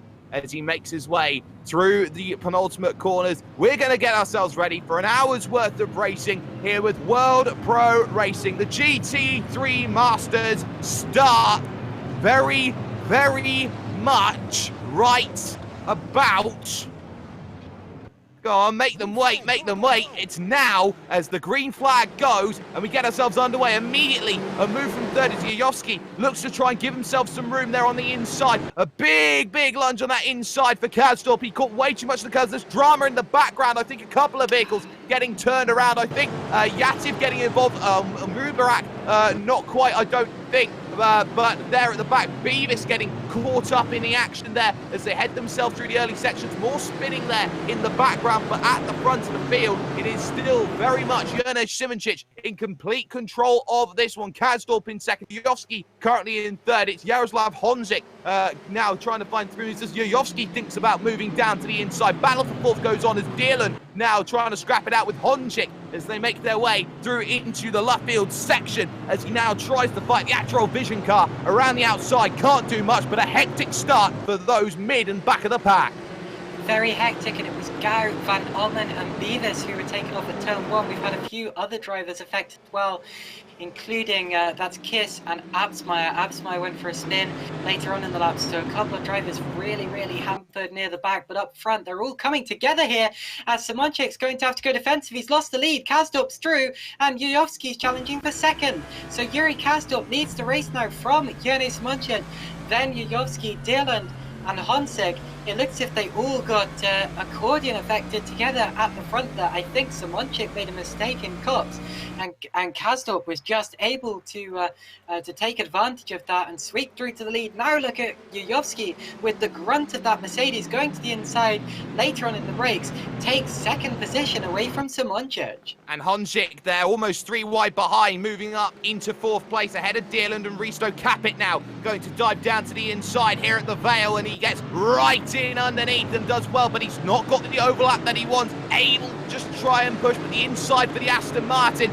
going to be there, not quite. Door just shut, and just like that, Jaroslav Honzik there in 4th. Risto Capit holds position in 5th place overall. A mistake early then for Simoncic was not part of the script. Kazdorp leads, Yovsk second, Simoncic now back in 3rd, Honzik in 4th, Capit 5th, Dierland now in 6th position, but they battle hard back in the pack as Galea under pressure in the GT Omega car as Marius Nikolai puts the Atlantic car, I do believe that is, going through. So Marius Nikolai making good progress then as he makes his way through in Aston Martin Atlantic vehicle. Great move and a good position that's gained, but already in these early stages starts battles to the late to the pack, starts battle. Ben Shapanek going defense, then as Ibrahim Al-Mubarak, and they come together straight through at Brooklands corner. They both managed to avoid, I think, just about everyone through that section, but a big bit of contact as they made their way through. And we've now got a move for 3rd, and I think this is where the change last time around. Honzik very close to the back of Simoncic, and the problem for Simoncic in lap ago was that he went too defensive. He lost all of his momentum going into cups because he defended when he really didn't need to defend, and that's why he's not leading now. That's why he's running in 3rd position as it stands, as they all sweep through those corners. And Honzik is trying, he would have seen Simoncic's mistake on the first lap of the race. He'll know that Simoncic over defends sometimes, and he will be trying to make him do it all over again. He's got the slipstream coming up the hanger straight. He's going to take a look to the inside. Simoncic doesn't cover him. He goes under defensive this time around, and through into 3rd place goes Jaroslav Honzik. So Jurnej Simoncic really dropping back at the start here. The issue with the Audi is it's got no grunt, and how much damage is there actually to that Audi in terms of straight line speed, because every little bit seems to matter as he drops back and has already lost a good 0.3 of a second. But the gap at the front of the field is 1.1 for Yuri Kazdorp. That's crucial. 1 second is there or thereabouts. The draft range that's going to be so crucial, and the fact that they are dropping back so dramatically behind makes this very quickly a 2-horse race at the front of this field. Battling going on a little further down as Marius Nikolai and Tiziano Birioni is trying to make a good little battle of this. They head into 3 and 4. BMW trying to battle Aston Martin, trying to scrap with Zoltan Schutte, who's having a very nice run in the Corvette. That American muscle coming into play. Not many people choosing that Corvette, but no changes of position as they get on the brakes into the Brooklands corner. So some good fighting that we see early on here in these stages, and already Jurnej Simoncic is falling backwards. Next up on the list for him will be Risto Capit, who will be seeing that Simoncic is falling backwards and will want to try and pounce as quickly as he can. Car number 40 is under investigation after the first lap, and that's Jan Willem van Ollen, who pulled into the pits at the end of the first lap. So obviously problems for him, and he is well and truly last in this race so far, and may well have a penalty coming in his way if the stewards decide that he was to blame for that first corner incident, which they may well do. Meanwhile, again, everyone streams through the Maggots Beckett's Chapel complex, and I think we're about to get more slipstreaming as Simoncic is about to come under attack from Risto Capit in the Mercedes. We saw a very similar thing happening on the first lap of the race, and Capit just has the grunt, Simoncic doesn't. And Simoncic may lose another place now. He goes defensive. Capit will have to look for the switchback. Jim Paresis takes a look as well, and has to be careful about where Capit brakes. He has to give some margin for error, which he does do. Capit stays fifth for the time being. Oh, there's contact in the background. Brioni making that contact with Marius Nicolai, now trying to push around the outside. They've allowed everyone behind in. Galea, Bichetti, Vindis and Rakus all there trying to get in on the action, but Nicolai just able to hold off against Brioni as they make their move into the opening corner once again, starting the third lap's worth of action. No change of position. Dearland now trying to get through Risto Capit. They touch 2 times as they go into turn 4 at Farm Corner, and up through Aintree they'll come along, and just like that, Risto Capit just able to hold at the cost of about half a second to Jurnej Simoncic. A little bit of respite, what they would have wanted, as the top 2 still remain in the breakaway that they've got right now. That battling at the back still going on as Bichetti moving hard over to the inside, trying to find a way through on Matthew Galea, and can he get it down the inside? BMW versus BMW, and I believe a BMW has won. Galea holds position. Car number 351 is also under investigation and will be investigated after the race, and that's Elvin Smith, who's just had another spin. So Elvin Smith in the wars so far today. He's lost it all by himself down at Brooklands. He was running side by side with Elstein, but didn't make contact with him, just spun. So Elvin Smith now 25th position, second to last as it stands. A couple of drivers under investigation. The stewards may well have their work cut out. They do tend to in every sim race that I've seen. But anyway, now up the straight again we stream as Capit still sticks to the back of Simoncic, and Dylan really isn't that far behind him either. No, he certainly isn't. As they get on the brakes into the right-hand bend then of Stowe Corner, trying to use that lower COG that is there in the Aston Martin compared to the Mercedes just in front. On the brakes they go into the Vale, and again, no dice seems in terms of the moves, trying to settle down, find a rhythm in the early goings, because it has been a very hectic start over this 1 hour, and you could say for endurance vehicles like this, a sprint-style race out on track. But keep focus on your leaders, Erhan Yayovsky and Yuri Kazdorp, because Kazdorp is being reeled in 1/10 at a time by Yayovsky at the moment. That gap was up at 1.1. Over the last 2 laps, it's come down to 9/10 of a second. Yeah, less than a second now. He's well and truly in the slipsteering range, although no DRS in the cars, of course. Another car that's under investigation is Ibrahim El Mubarak, and he will be investigated after the race as well. So one of the FA racing drivers in hot water potentially, but we'll figure out exactly what's going to come of that after the race is over. But for now, still the battle continues between Simoncic, Capit and Durland. Someone's going side by side. It's Nicolai passing Schutte up into 10th position down into Brooklands there.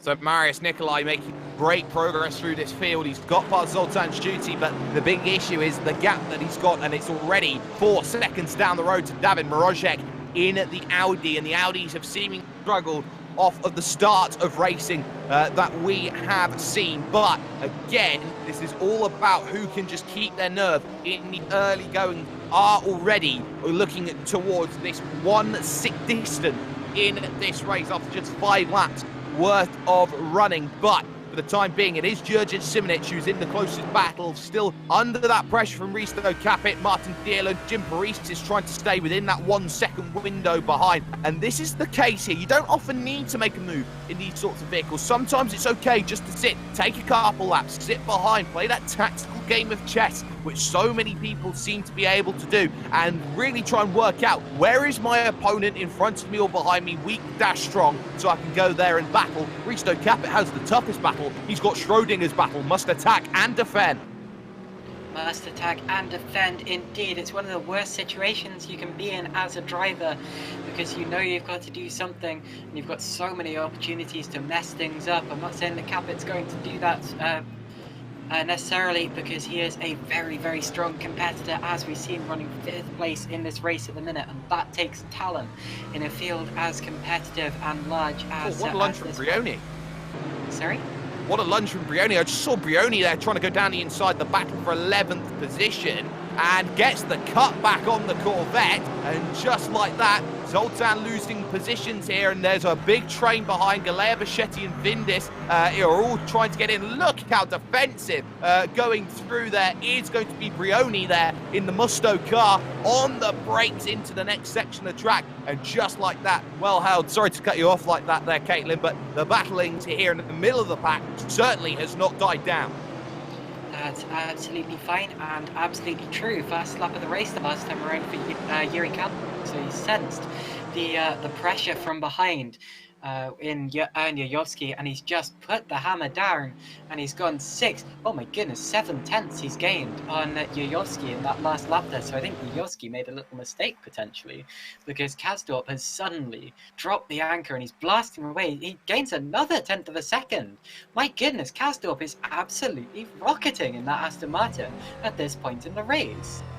Certainly is, and he's doing very, very well in the way that he is running this race, as he now finds himself with a little bit more of a lead than maybe people were expecting him to have a little bit earlier on. Risto Capit slightly going defensive here, because Dierland having another little look in that second of Aston Martins there. Kasdorp's teammate there trying to find that move in the Singularity car, not quite there, trying to make that move, but still has that bit of time. And this is the big issue that Dierland's having at the moment. It's not the fact that he doesn't have the pace to make the move, it's the fact that Simoncic is the great equalizer in this battle between himself and Risto Capit. If he wants, he's going to have to use, and he has to do so as good as possible. Don't count Jim Parise out of this battle. He'll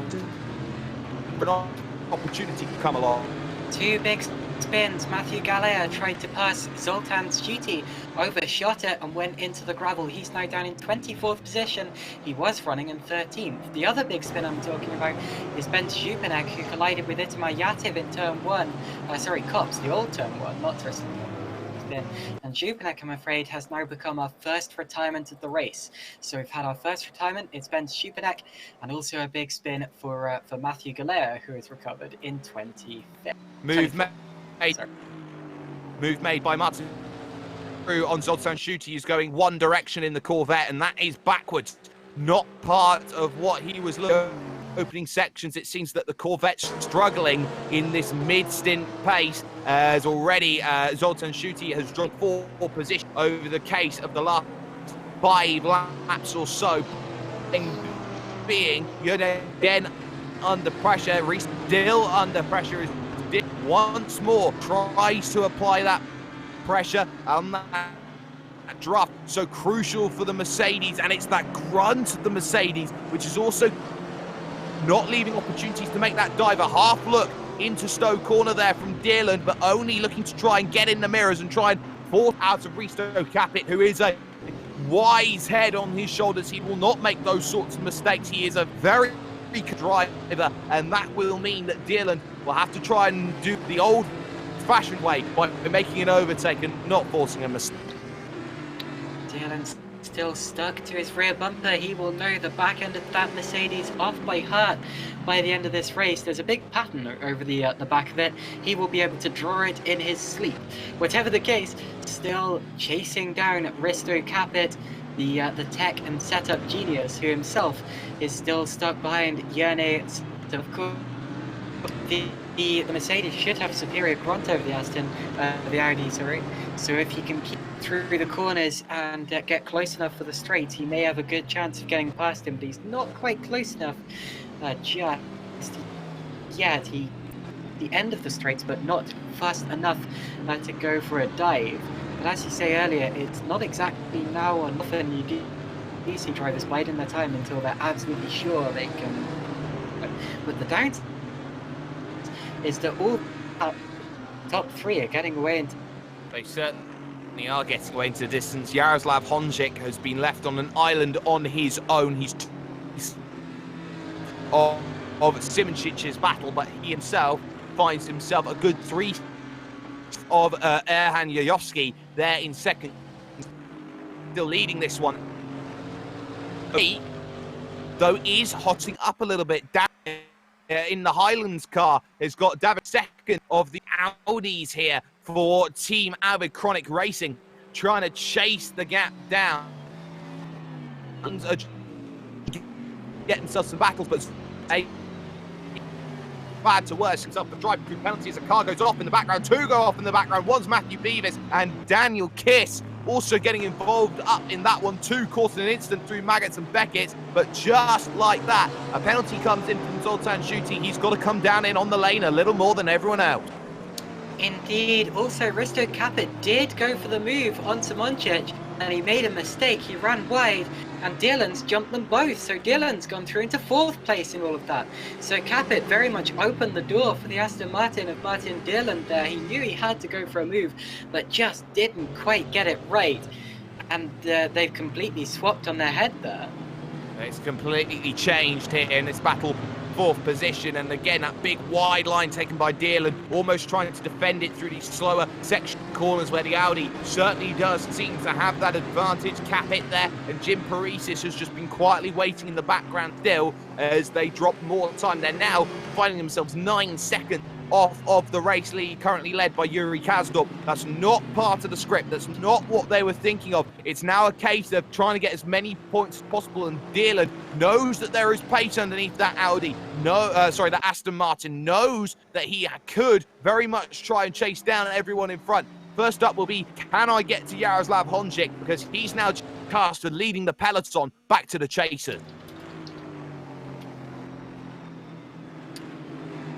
Still though, battles going on out on track, especially lower down in order. 14th, 15th, 16th, 17th, Shuti still yet to serve that penalty. Has Mantas Rekas, Alaric Enslan, and also Dan Kiss trying to recover in this one. Caitlin, some good battling going on in the middle of the pack, but drivers now very much settling down here in this race and trying to make sure that they are getting some draft that is working in favour. Apologies for the tech issues that we are apparently having with the commentary. Hopefully it is still audible and still more or less okay, and we will try to sort that out for the remainder of the broadcast. But whatever the case, still it's Kazdorp leading from Yayovsky, Honzik and Dylan. Dylan only just ahead of Simoncic and Capit, but they're in completely the opposite order that they were in just now. And this gives a chance to Dylan. Can he show what he can do in that position? Can he start to break away from Simoncic and possibly even catch the top 3? That would be what something to look out for. I've also just had a change of position because Chuti is making his pit stop, making his drive-through penalty. Did you say if it was a drive-through or a stop-go? It's a drive-through. Specifically, It said drive-through, so that will be what he has. But Simoncic under pressure and has already lost the second here to Risto Capit, and has to be careful right now because here will come a certain Risto Capit now trying to think about making that move. But is he tucked up underneath? He goes for the inside, has to leave the room to Simoncic, and just like that, Risto Capit just maybe goes a bit too deep. The switchback one, can you run around the outside here? No, he goes far too deep. Does the Audi, and it's allowed Jim Parisis a way through. Oh, they touch 2-3 times as they now make their push coming out of that section. Parisis has the move, but how cleanly did he make that? The door was left open, and I think Simoncic was trying to close it, but he didn't quite get there in time. Simoncic from the lead in the case that he's made in 9 laps, gone from 1st back to 7th. I can see exactly why Parisis went for that move. I'd have done the exact thing there. I really think you can put much blame on him. whatever the case, there was contact. I don't think there's going to be any damage. It was a relatively light blow, and because it was in the side, that doesn't really tend to affect the cars that much unless it's heavier and at a worse angle. But whatever the case, Jim Paresis, where did he come from in all of this? Absolutely out of nowhere, made it stick, did a fantastic job in all of that, and he could well be a contender for the top 5 in the late stage of the race. Meanwhile, Jurnej Simončić, what is wrong with his setup here? Because he, whilst he qualified on pole position quite significantly, just hasn't had the pace in the race. He's been dropping back like a stone. And again, a big slide behind from Mrožek, so maybe it's the Audi tyres that could be an issue, maybe it's just the fact that he's got a qualifying set in, and maybe not so much a race set that works, so maybe he hasn't found exactly what he's been capable of, what he's been looking for in order to make that push. At the front of the field, though, the gap has extended to 2.4 seconds for Yuri Kasdorp as we hit the 1/3 distance here in this race. Jojovski second, Honchik there in 3rd position. The front 3 stretched out a little bit at the moment. Still Darren King under pressure from Mrožek in the battle for 8th and 9th, but now draft starts to come in from teammates here, and there's a little look then from Mrožek to the side, but not close enough to really make that move stick. But a big slide coming through that section, coming along from the Team Highlands Aston Martin, means that the Audi now of Mrožek's is going to try and pull away back in, really trying to almost dance around behind that smooth and sleek Aston there and the Team Highlands car, but very much Mrožek not quite able to make the move. Or will he try at Copse Corner? It's a brave move to make it there, not quite able.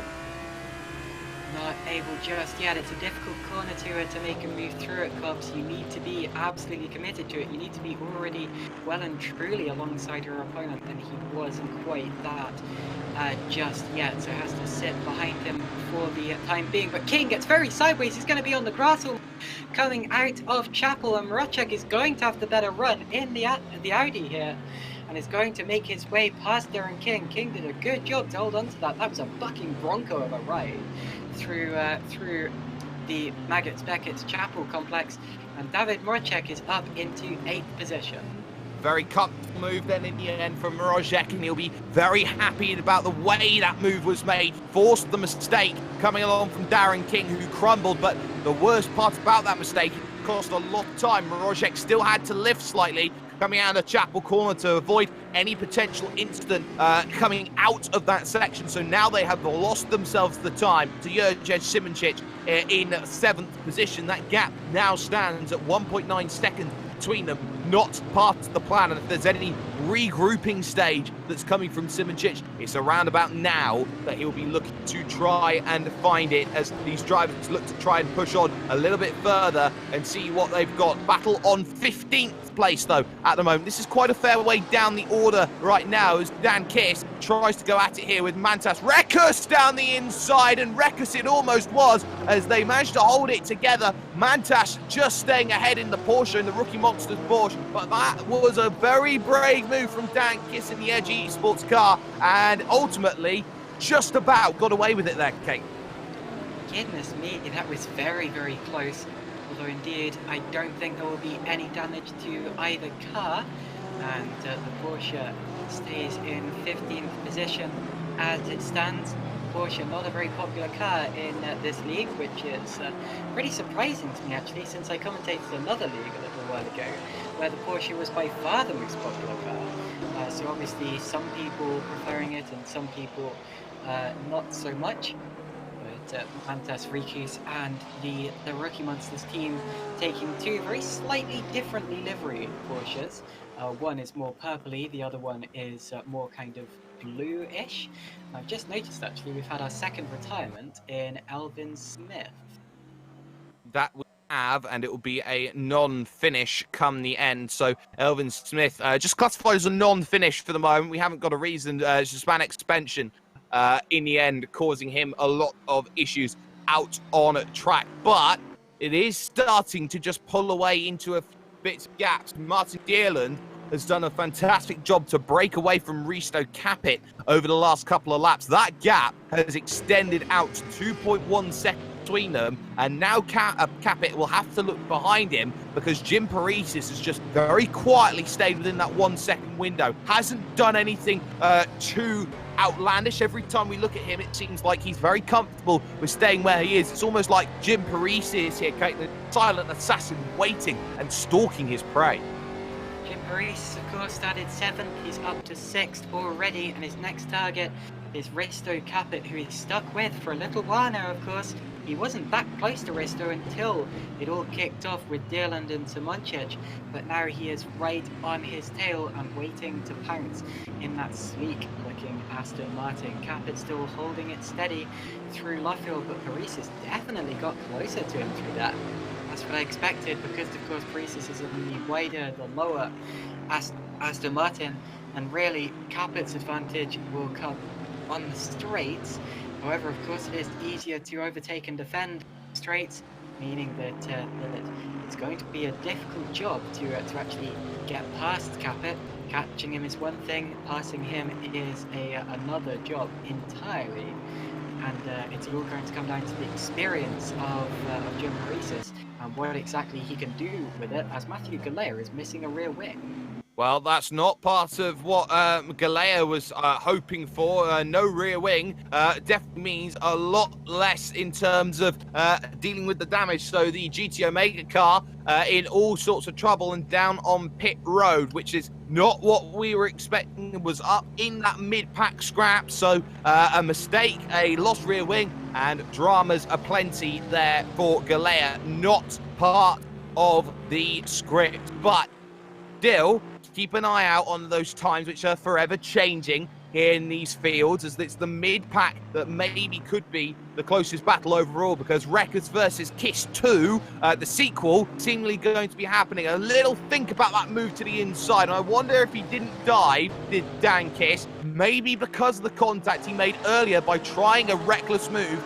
down the inside. Maybe he's got it in his head, okay, I've got to make it a lot more decisive if I'm going to get past this Porsche, and that's something that maybe just has to be niggling away in the back of the mind as they head through 1 and into 2 once again. Turn 3 comes up at the village, and on the brakes once more. Is there a lunge down to the inside? No, there's not. The Porsche just ahead by half a car. Yeah, Galea's instant there was he collided with and there's the move. Sorry, that's Kiss passing Reckies, isn't it? Yes, it is, and it's a very, very strong move. And I'll go back to your point here, Caitlin, but that came not at turn 3, but at turn 4, immediately having to defend turn 5 here at Brooklands. Turn 6 at Brooklands on the brakes. But look at this, trying to push around the outside. The Porsche goes in far too deep, but just like that, thank you very much. The move very comfortably made for Edge Esports. But back to your point there, as we caught an eye on what happened to Galea. Yeah, no, I was just saying he made contact with Jan Gar in Stowe. Gar continued on his way okay, so just unfortunate for Galea there. But yeah, a good move from Reckies, and he did. Oh, sorry, from Kiss, and Reckies did well to hang on to it there through Brooklands. He's now going to come under attack from Jason Absmeyer. That's a difficult part on the course to make a move. They're both going to spin. They both go off. Big crash for Reckies. Loses his front right wheel. He'll be out of the race for sure. And I'm afraid they've both gone off in that one. So an incident between the two of them. It was an ambitious move from Jason Absmeyer. You don't often see cars going side by side through there. And unfortunately, they made contact, and neither of them managed to hold the car. No, neither of them really did, and we'll see whether Absmeyer and the V-Racer McLaren is going to dive down in on pit road, because that did seem like a very hefty hit, and on cue, down on the lane, he will go. So that was not what he wanted, not what the doctor ordered, as that ended in a big disaster on that massive incident through arguably one of the fastest sections of the track. And it is because it's a trading section of track. You've got left, right into left, into right, that it does make that section, Caitlin, very inviting for drivers to go too wide. It does, and luckily for Absmeyer, that pit stop will be mainly for tyres.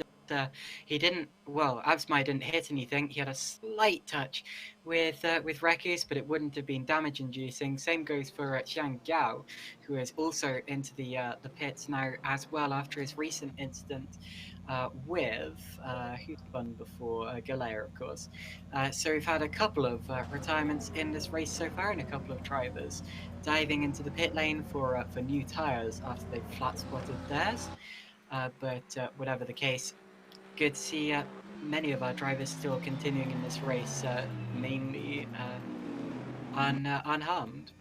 Mainly unharmed indeed at this point in time, but that gap at the front of the field we've been talking about, it's not extended away by masses, but it is still extending. That gap now up to 2.8 seconds out on track between Yuri Kazdorp and Erhan Yuyovsky out there at the moment, and this has been the key that we've been keeping an eye out on. These two have been trading lap times, but it has been Kazdorp who at certain points in time has just found a chunk of time and have gone, yes, I'm going to take a lot more out of this as I keep on making moves forward. Been keeping an eye out as well on the battle between Capit and Paresis, because all of a sudden, Jurnej Simoncic is starting to come back into this. Maybe the set and the tyres are coming back the Audi slightly, as Paresis now looking to put that pressure a little bit more on the Mercedes in front. That Aston Martin wanting to make that move, wanting to get close, but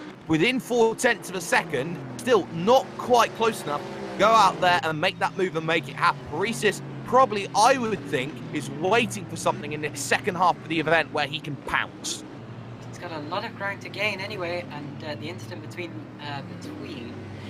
Rekus and Absmeyer is going to be investigated after the race. But yeah, I was going to say, Simoncic does have a lot of ground to gain if he wants to gain significant points more in this race. Meanwhile, Paresis is still attacking Capit. He's still right on his tail end there. Josh Martin says that Mantas didn't leave Jason in space. Of course, Josh is Jason's team boss, although, as I've already said, the stewards are looking into it, so we will determine exactly who caused it and if there needs to be a penalty after the race. I expect later in this race. Whatever the case, that's that. Focus our sights back onto Capit versus Paresis, possibly even versus Simoncic too. Well, I'm going to say no comments on that incident because I only caught the end of it, so I can't make any categorical judgment on how that one ended up. But Capit still underneath that pressure being applied by Jim Paresis, and they do have to be careful now because Simoncic has just caught the draft and is now going to be able to claw that time back, and will be able to start attacking the next couple of laps. And Jim Paresis, for all the patience in the world, and effectively the martyr's amount of patience that he's had sitting behind Risto Capit 16 straight laps, he has to go at some point and decide to make the move, because I don't think that enough has been done to go out there, be aggressive to attack and to make that happen as they go through turn 4. Still, nothing quite doing. In every corner, you're starting to see how that lovely, nimble, high downforce set coming in on that Audi really playing a factor into how the rest of this race is playing out, because Simoncic has just clawed back another 1/10 of a second in that opening second alone. So that's really working nicely here now for Simoncic, not pulling Morozek with him, but still trying to hope there's still a top 5 at the end of the rainbow. Still a top 5, definitely possible. Again, he's got some ground to make up, he's got some work to do, but still, it's definitely doable. Meanwhile, Paresis and Capit are still glued together. I know I say this every single lap, it always looks as if Paresis is going to be close enough to make a move, and then he never is, although all it's going to take is one slight misplacement of a wheel, a misplacement of a fraction of a wheel for Risto Capit to cost him that place, I can imagine. And Jim Paresis knows that he just has to be there waiting to pounce. Meanwhile, we are now over half the way through this race already, and it's been a while since I've had a race that feels like it's flown past as much as this. In the top 10 still, Kazdorp, Yuyovsky, Honzik, Dylan, Capit, Paresis, Simoncic, Morozek, King, and Nikolay as it stands. stand indeed. Simoncic is now firmly within half a second. He's taken that 4/10 off on this lap and is absolutely motoring with that draft. So we'll see what Simoncic can do to fight a way back in this second half of the stint, which he is now starting to push, and he goes so wide through turn one, and as he starts to find those struggles, maybe just a little bit, maybe pushing a bit too hard on that Audi, try and make sure that those positions are coming along. And I reckon Paresis now is looking at this vehicle in front of Capit thinking, well, if I'm not going to make it now, I'm going to be put under pressure here. So there is that little bit as running wide slightly goes the Mercedes, and this could be the chance that Paresis has been looking for as he gets on the brakes into that left-hander of Brooklands, but still nothing for the Audi of Edgy Sports, and trying to make that move is seeming nigh on impossible at the moment, as I just keep an eye out on a mistake for Yayovsky, which has cost him half a second over the course of this lap. So Yayovsky now just pushing a bit too hard on his own. He was clawing that gap back down to Yuri Kazdorp, but now I think he's starting to overdrive the car, trying to chase down the gap, and now the time's going the other way for the second place vehicle in that AAA. Mr. Coffolino asks an interesting question. He says, is Risto saving fuel, as he looks like he's dropping back a little bit, and if so, then why isn't Erhan, who's in the same car? Actually don't know. I do know that the different GT3 cars, they have fuel mapping settings. You can basically set the engine to use more power or less power, or more fuel or less fuel, or whatever. I'm not quite sure what settings they're both running at this point in time. Of course, we have no way to know. If Capit really is saving fuel, he's risking it a bit because he's got Jim Paresis right on his tail. It may be that he starts on a lower fuel load than Yayovsky potentially.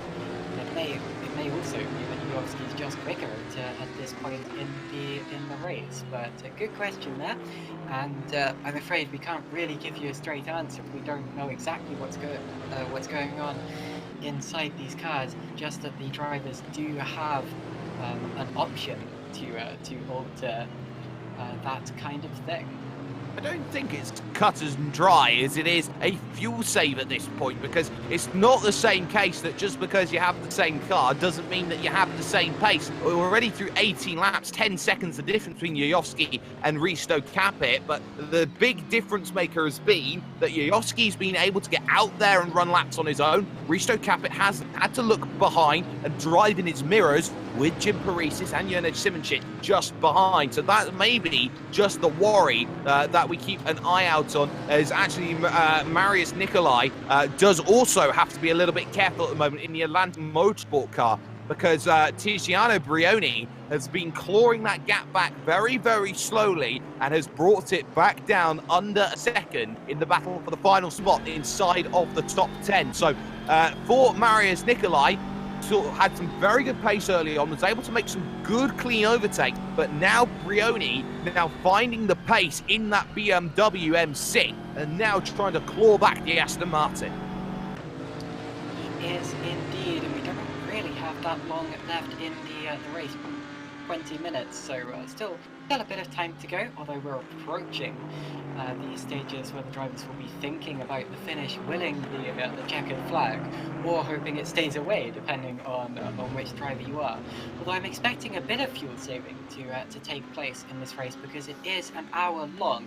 I expect that the drivers can do it without making a pit stop. However, I know from experience racing GT3s in the past that it is going to be close. And I remember that whenever I used to race, I would always leave it out about an hour long. So that's about how long the fuel lasts. And I'm expecting that it's going to be tight, although the teams and the drivers will be aware of that. I'm not expecting anyone to get it wrong today. Well, I think new drivers here are trying to make sure that they get a good solid points finish from this opening race. Quite a few gaps spreading out across the field, a few couple seconds here and there, which has been the big difference maker, as Nicolai has a double take into turn 4 as he is still being chased down by Tiziano Brioni. That gap did extend back up to 0.9 of a second, but mistakes like that are not going to be very helpful in the long and the short in terms of the battles. Capit, though, I think is making a good run of things at the moment because Martin Deerland, I think, has hit a wall ever so slightly. Unable to catch Jaroslav Honzik, has been stuck around 2.5, 3 seconds back, and it is now falling backwards towards Risto Capit, who finds himself just 2.2 seconds back here. So any one small mistake, I think, from anyone in this front of the field, and they will find positions are going to be going away. Deerland could just be struggling now as they find themselves with about 11 laps remaining here at Silverstone.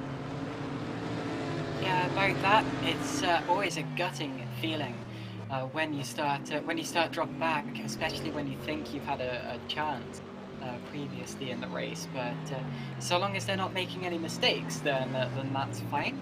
I am well and truly touching wood as I say that. But anyway, Kazdor, Kioski, Honzik, Deerland, Capit, they're all keeping it nice and clean at this point of time. I think Capit probably has the toughest job at this point as well, because he's got Paresis all over his tail end. And when you've got someone in your mirrors like that, it's so difficult not to get distracted, not to look behind you on every straight, through every corner. You never know when they're going to make a dive. Of course, it does help that it's an experienced driver such as Jim Paresis, so you know that he's not going to do anything particularly stupid. Although, of course, now not just Jim Paresis, because look at that, Yoni Simoncic is right on their tail as well, and that actually puts Jim Paresis in a tough position. He's in that attack or be attacked situation that I was talking about earlier on in this race. And I tell you what, both of these drivers now, Capit and Paresis, have very, very tough jobs. Simoncic will be reveling in the Hunters situation. Certainly will, and look at how much that Risto Capit is having to maybe worry a little bit in that Mercedes, which leads the pack here, and it's that grunt of the Mercedes that's so good in the higher cadences, which has just been enough for the AAA car. Just keep away from Edge Esports and Avid Chronic Racing in terms of the battles between Capit, Paresis and Simoncic out on track. So keep an eye on this. Still going to be some very tough racing, and Paresis has been having that ability to save that fuel behind Risto Capit more than, say, Capit has been out on his own and stuck in that full force of the air, which is going to be that big challenge that we are seeing from now towards the end of this one. Not the best run in the world, coming on to the hangar straight once again for their 20th revolution of the circuit, 21 if you count the formation lap. But again, it's that Mercedes grunt which is really stopping the Aston Martin getting anywhere near to making that move. The Audi will be struggling even further. It's a case of, well, we're there, we can make the, but we need corners to make that happen, and they're never close enough at the moment, Caitlin. Well, he's going through a corner now. This is club corner, gets it slightly, well, not really sideways, but the car was moving about a bit more than he would have liked on the turn in there. Of course, you say it's the 21st revolution, the 22nd that we're on now, of course. But these drivers have had so many laps of practice and qualifying. Some, you know, even before official practice, they'd have been prepping for this pretty much all week. And that's another thing that's making it really tough for Jim Paresis right now. Because when you feed a driver such as Risto Capit lap after lap after lap, they pick this track up so quickly. And, you know, Capit, of course, knows the track from racing here in the past, so after that, it would have all been about just getting quicker and quicker and more consistent for Risto Capit. And by now, he is pretty much solid as a rock as he turns the car in for Luffield. Knows the car like the back of his hand, knows the track like the back of his hand, and although Paresis may well be quicker at this point in the race, Capit will know what parts of the track he can use to an inch point of accuracy in order to defend from Jim Paresis, who is still all over his rear end. Then again, it goes both ways. Jim Paresis knows this track as well as Risto Capit does, possibly even more. He's been around this track probably many thousands of times in his career in various cars, in various forms, at various speeds, and he knows it like the back of his hand as well. So you have two very experienced drivers going up against each other.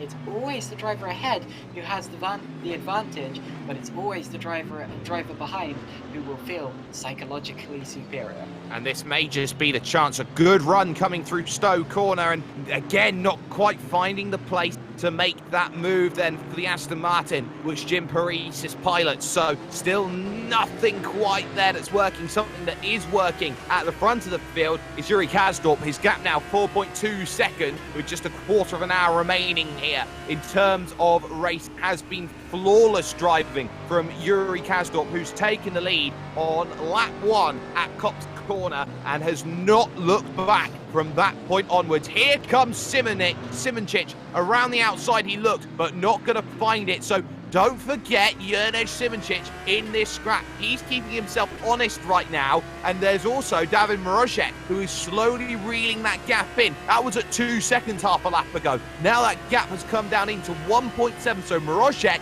is going to come in, and Avid Chronic are going to have a big crack at trying to make a move through. If it's Simoncic or Mrozek, they won't mind as long as they've got vehicles going through, as Mrozek had a big drift coming through the Brooklands corner. I think that was a slightly ill-advised move from Giannis to look to the outside of Village there, because you have to be all the way alongside your opponent if you're going for a move there, and he just cost himself momentum. Here comes Parisis, taking a look to the outside of Capit, forces Capit to go defensive, and that's a place where you want your opponent to go defensive because it gives them an awful run out of the corner. Parisis is now going to get alongside Capit, not quite, he knows that that's ill-advised, going towards the Maggots and Beckett's part of the course. Capit's going to keep it for the time being, but his heart rate will be through the roof right now, and when you know your opponent behind is feisty, when you know they're going to attack at strange and unusual points on the circuit like that, you're more likely to make mistakes, just like the mistake Capit just made. Coming out of Chapel, he dipped a wheel onto the grass. Parisis again is in the slipstream and takes another look towards Stowe. Simoncic also took a look in there as well, partly forcing Parisis to go semi-offensive, semi-defensive. So they're absolutely bunching up Capit, Parisis and Simoncic as they accelerate onto the start-finish line. You notice the difference in body language between the various cars, with Simoncic getting a later exit, Parisis who gets a later exit than Capit, and as they head towards Abbey, Parisis is approaching.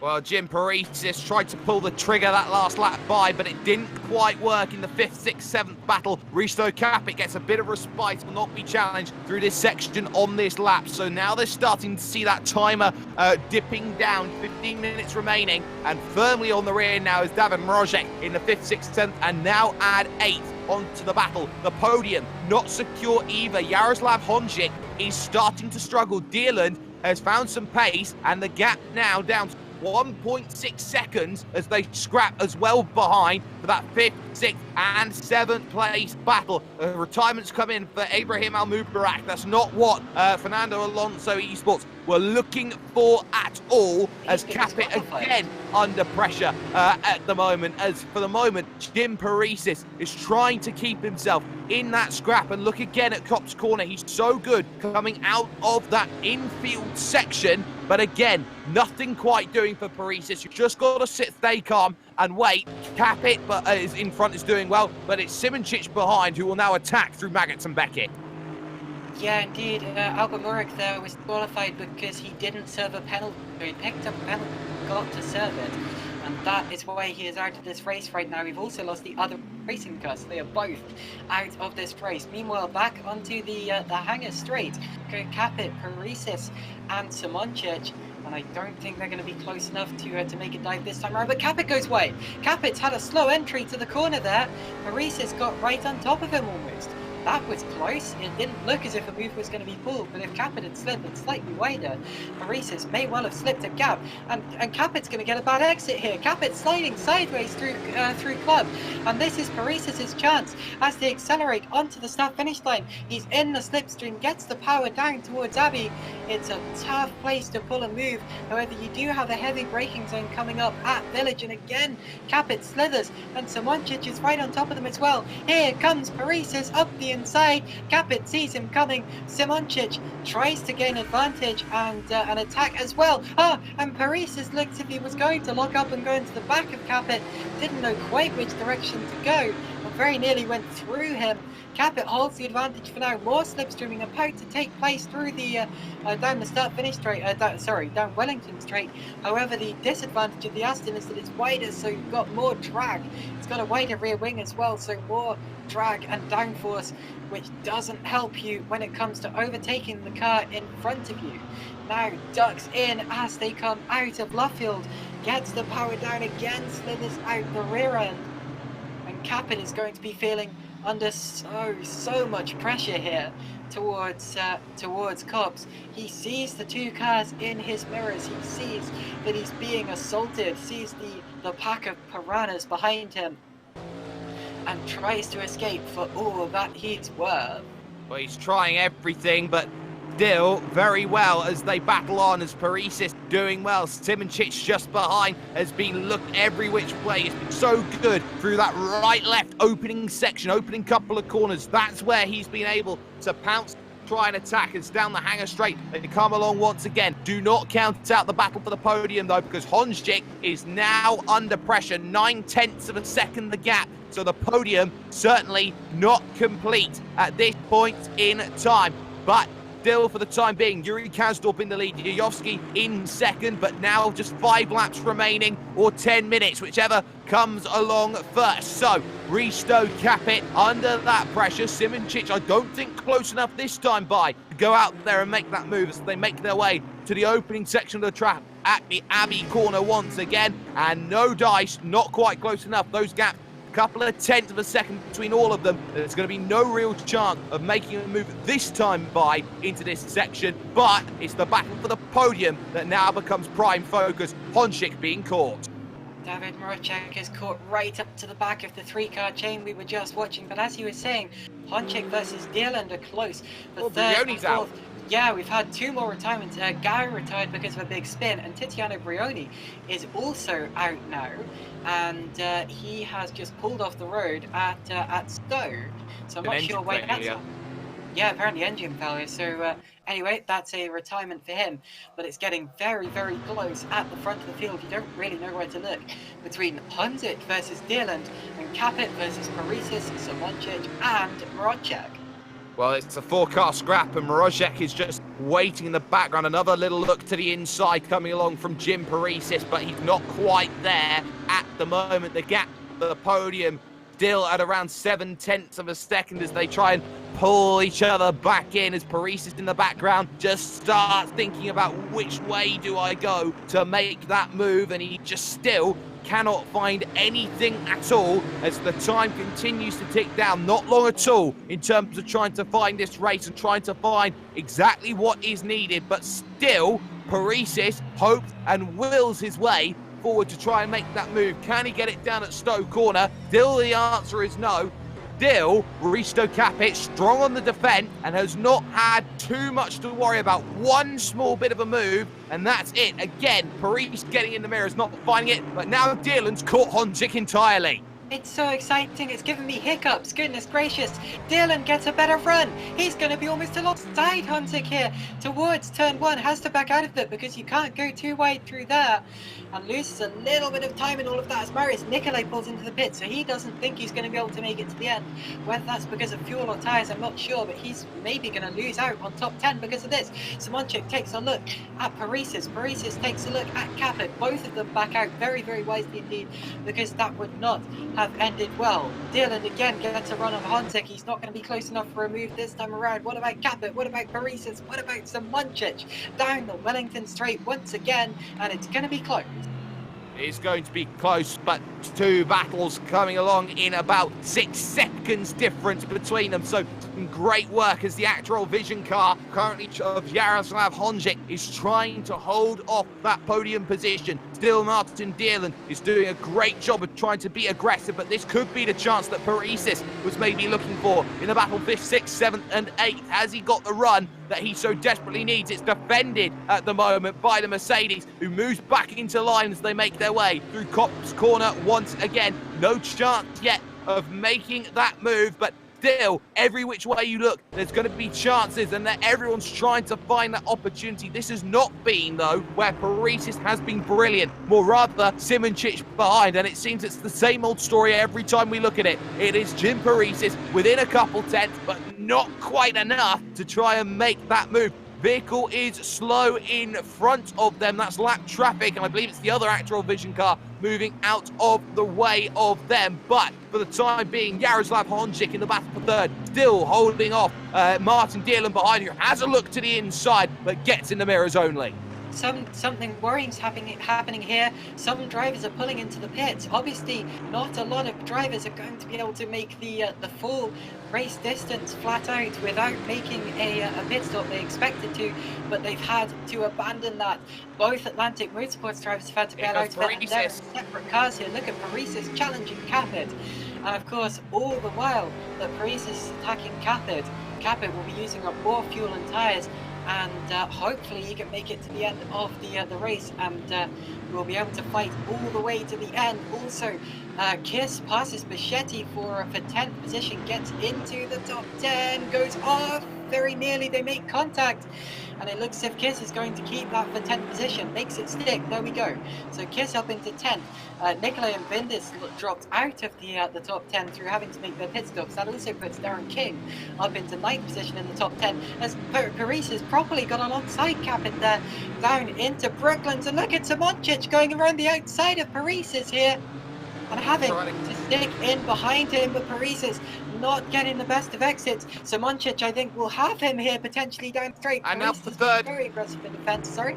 And now for third, because Dierland had a look down the inside at corner. It didn't quite work out. So now the battling continues harder and harder as Paresis now tries to think about making moves. He's still not got it. They've got 5 minutes to go, so they know it's time for all the niceties to stop. Get the knuckle dusters out. We're going for a fight, boys, as they go through. Dierland now starting to drop off a little bit. Honchik getting himself a couple tenths of a second of breathing room, 4 of them to be exact, as Capit gets exactly the same, as Paresis now has to look behind to the 2 Aviconic racing cars of Simoncic and Mrozek, who both now look to try and scrap, who both look to try and fight as they have their own little battles, but still, Risto Capit unmoved at the moment. Dierland, though, to focus on. He's quite close. Again, just can't find a podium, which is just that agonising hand away with 2-ish laps to go. It's still a case of I'm trying my level best, but I can't quite find it. 2 laps remaining, and it's Honzik versus Dierland for third, Capit versus Paresis versus Simoncic versus Mrozek for 4th position. Goodness gracious me, anything could change here. Still as well quite close in the lower positions, as well as we have a few more drivers making pit stops. Itmar Yativ just pitted 2 laps in a row, so something is wrong with his race there. But up in front, anything could change here when it comes to the podium fight, and also further down as well. Dierland brake later than Honzik that time round, and goes up the inside. Goodness me, that didn't look like it was going to end well, and just about managed to back out of it in time. It looked as if he was going for a lunge into Luffield. It looks as if he was just trying to unsettle Jaroslav Honzik, and very nearly achieved that as well. Look, oh my word, almost shoving him through cops there. That's surely going to be unsettling Jaroslav Honzik to no end. It certainly is, and still that battle continues on as they go through, and a little wiggle coming in there from Martin Dierland, and that's not going to be part of the plan behind. Jim Paresis fading ever so slightly, not close enough at all to make that move, and Simoncic will have to strike whilst the iron is hot, and confirmation that the last lap is coming this time by for Yuri Kazdorp. He's got 1 lap to go as he has completely dominated this event from minute 1 to minute last, as here's the battle. Honchik runs himself into issues. Here comes Martin Dierland, and Honchik decides it's time to come to pit. He can't make it on the fuel. Just like that, Jaroslav Honchik loses the podium. Dierland fought him all the way to the level end, and now through all of this, Jim Paresis, both positions, bit of contact there with Davin Mrozek as the white flag lap flies as Enemed Simoncic finds himself now up into fourth place with in fifth place with Risto Capit in fourth, and Paris is still going to try and come back at Mroshek. He looks to the outside here at turn one. He's now going to try and go up and under around the outside of turn two. Always very difficult, but has the inside at the crucial turn number three. Paris is later on the break as he goes through, but that outer line being forced with no room. Big wiggle. Does he look back to the inside? He can't get there. Mroshek loses out then in the end to Jim Paris as Simoncic still tries to find a way to get to Risto Capit. He's got the top five that he so desperately needed, but fourth place could be just that one step too far at the moment as the battling continues. The fuel, of course, for everyone still very marginal as Simoncic tries to push and he runs wide as he heads through the right-hand bend of Luffield Corner as he tries to push a way through, not quite finding it. Mroshek there with Parisis. Still, that gap, Parisis is slowly starting to extend out on track, but for Capit, he knows he's just got to stay calm here against Enemed Simoncic as they will now head to Magnus and Beckett. Surely the last place you can possibly make a mistake out on this track. How are you through that section? The gap just extending a bit to 0.3 of a second, and even with that very light and nimble Audi, I'm not sure that the Mercedes is going to be able to catch it. Big slide from Simoncic, who needs to put perfect laps in. But for Yuri Kasdorp, who rounds himself through the final two corners into the Vale and Club Corner, it is perfection. C'est magnifique, Yuri. It's a victory overall at Silverstone. He takes the first win in the GT3 Masters. Kasdorp wins it at Silverstone. Yayovsky will take second. Dearland will come home in the end in third position, but Risto Capit under pressure still from Jurgen Simoncic for the top five scrap. Can he find a way through at the final corner? He's going to have a look, but he's out of road if he wants to make that happen. Big wiggle come the end, and that will do it. Fourth for Capit, fifth will come for Simoncic as Parisis and Mroshek hold on. Honchik with the pit stop can only manage eighth. What a race. What a finish! Oh my goodness, it was all change in the final lap. Jim Parisis dropped back. I didn't see how that happened, but goodness me, Capit somehow gets fourth, Dylan gets third, and Hunsick will be absolutely kicking himself there. Obviously just couldn't quite make it on the fuel. He will be absolutely furious with himself for that one. Marius Nikolai as well gains 10th place on the final lap as, who was it who couldn't make it to the end? Darren King dropped out of the top 10 on the final lap, having also made a pit stop, having also not quite made it to the end. But what a race from Yuri Kasdorp. We barely mentioned him because he was just too far up the road. It's a double podium for Singularity Motorsports with Martin Dearland in third place as well. Kasdorp drove excellently, but what a finish there between Dearland, Capit, Simoncic, Parisis, Mroshek, Honzik. Goodness gracious me! Great racing there, and official classified results then in the next couple of moments will be as follows. Yuri Kasdorp picks up the victory in an hour 31 minutes an hour and 31 seconds even, I should say, and he does so by a margin of just nearly 7 seconds over Erhan Yayovsky, which is no mean feat in itself. Martin Dearland makes it 2 Singularity cars on the podium with Risto Capit in fourth position, holding off Enemed Simoncic for the top 5. Jim Parisis comes home 6th place ahead of David Mroshek in 7th, getting that position back on the final lap of the race. Jaroslav Honchik pitted on the final lap from 3rd overall. He was ran out of fuel by Dearland. He can only get 8th place come the end as Dan Kiss gets himself a 9th place finish overall as the top 10 gets rounded out fantastically. That pretty much signals that then in terms of racing action, but stay with us here with World Pro Racing because the post-race coverage is coming to you after this.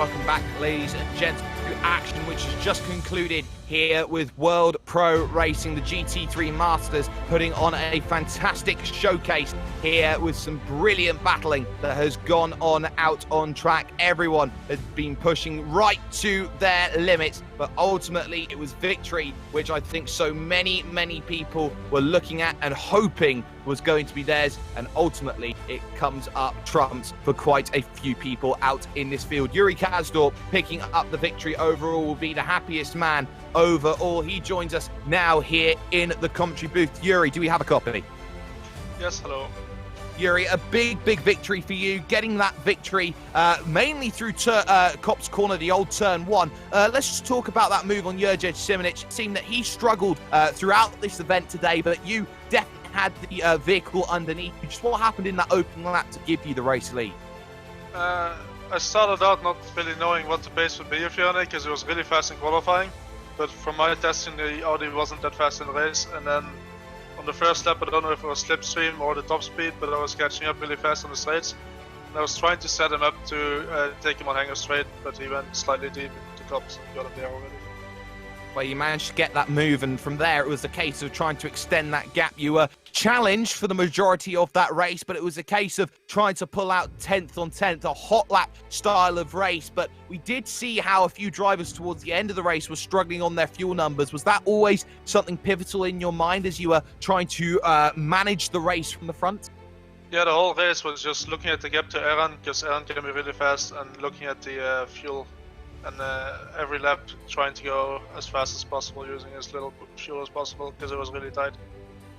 And well, you find yourself with a great victory after the opening round of the championship. You now put yourself top of the table, and you have your teammate on the podium as well. It seems that things couldn't be going really much better for Singularity.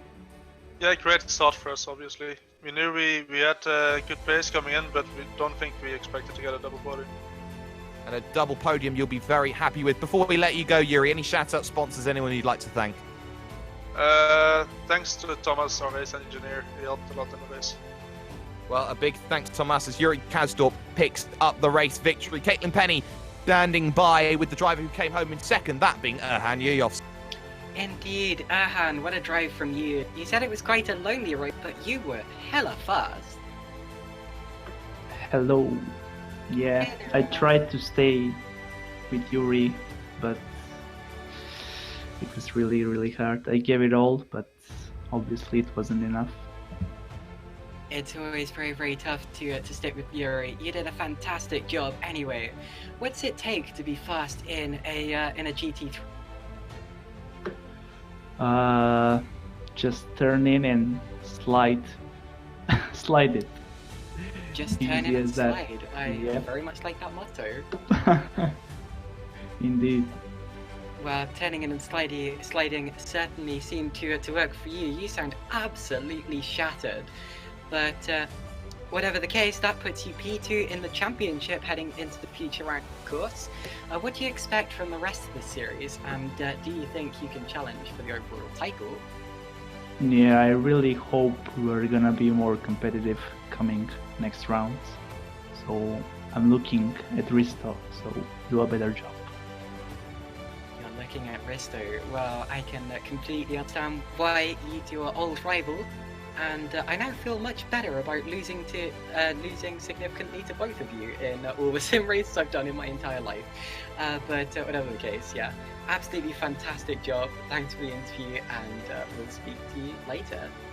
Yeah, thank you for the stream. You did a great job. Erhan Yuyovs there coming home in second position there. Martin Dearland was the driver who came home third. Martin, let's talk about that final lap, because you were closing in Jaroslav Honzik at a rate of knots, and you find that he's left a little bit too little in his fuel tank. Just what was the feeling? Was it relief maybe, or excitement when you found yourself on that podium position as the final lap started? Yeah, well, I was past him when he went into the pit, so I overtook him in the corner just before. So, but yeah, just very nice. Straight. Yeah, very nice to get third, and I was behind Risto and Janjo at one point and could fuel save a little bit back there, and then they had a fight, and I could overtake them both. So you managed to find yourself a good position, able to overtake both. But the opening laps seemingly were very difficult. You had got yourself in that massive scrap in the early goings of Risto Capit and Jože Simoncic co. It seemed like, for all the world, that was the battle which was never going to die down, but you found a way to break away early on. Just how difficult was it knowing that Simoncic was seemingly struggling in the early stages of the race and knowing that you had to get positions quickly in order to chase up back through the field? Yeah, I was hoping they would drive each other off the track, and they basically did that. So I was a bit lucky there. But yeah, the start, it was very close together, all the cars, and I'm not used to sprint races. So you need to be very hard on the brakes from turn 1 and stuff like that. So yeah, but I gained some positions back, so I'm happy about that. Gain some position, gain some experience, heading to the next few rounds of the championship. Singularity in complete control at the moment in terms of a team's championship. But really, I think what you're looking at is just building on this result. A good, solid result, good overtaking, good experience to bring from it. The next stage of the championship, how are you gearing up, looking to prepare for this autumn championship moving forward? Yeah, we will do like we did for this race, I guess. So it worked pretty well. Just doing laps and stints, preparing the setup. That's basically it. That's basically it indeed. Martin Dearland there, coming home in 3rd position overall. But Caitlin, final thoughts as we bring our proceedings to a close here from Silverstone. Just an incredible event. I can barely believe what I just saw. I told you it was going to be a thriller, and when we were talking before this event, when I introduced myself to Jake, I said to him, you have to be prepared for World Pro Racing because it always delivers. And indeed, we delivered again today, largest grid we've ever had, and there was action all the way up and down the field. From the front near the start of the race, admittedly, the front was relatively quiet towards the end, but you have to say, that 3rd place battle all the way back to 8th, just utterly incredible. And the unpredictability to it as well, with the fuel saving and with the tyres. I just can't believe what I've just seen. But anyway, I'm very, very much looking forward to the next race. And I hope that we see you all there again, because I would not miss it for the world. Nor would I. A massive thanks, though, to everyone who's got this done for us. A big thanks to Enemed, of course, with Gaming Malta, and Visit Malta as well for helping sponsor the GT3 Masters, which has been absolutely fantastic for the opening round of the championship. Stewarding done by Adrian Fagayo and race stewarding by George Muscat. Of course, Justin Misford there beside me doing a brilliant job when it's come to the cameras and the broadcast that you have seen. Caitlin Penny on my right-hand side. I've been Jake Sperry, and it is Yuri Kasdorp who has done absolute wonders, walked away from the field as he controlled it once again, but the pack will be swarming behind as the next few rounds of the championship come into full view. We will see you very soon. Ta-ta!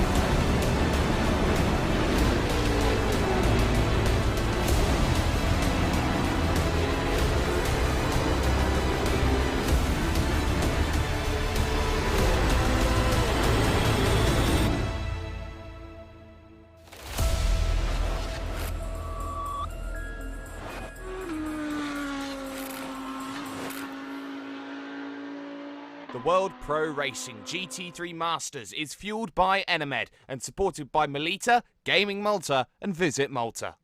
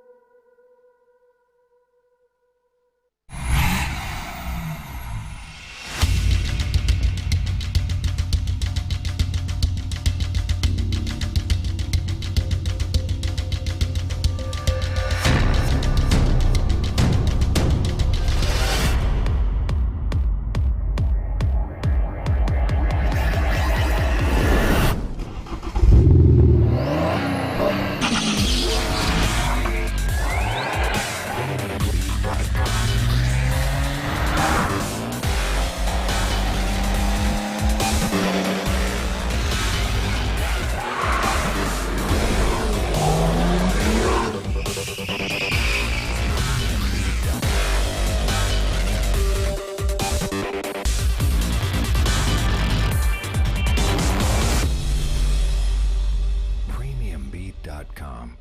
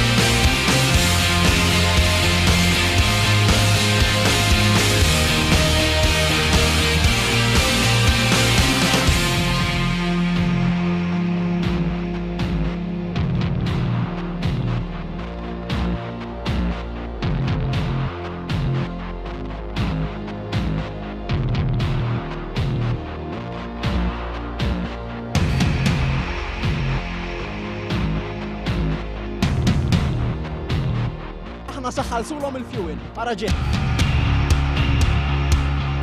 Wara ftit ġranet kellna rebbieħ ieħor fil-logħba tagħna kontra 30 sekonda bil-maqlub.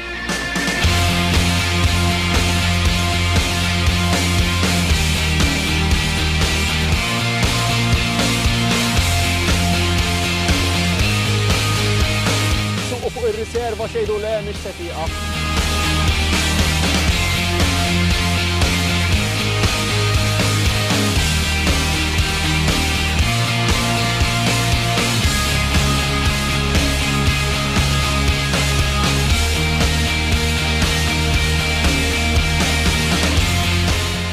d-dieħla nkunu fuq pompa tal-Enemed oħra, natu xi ħaġa oħra.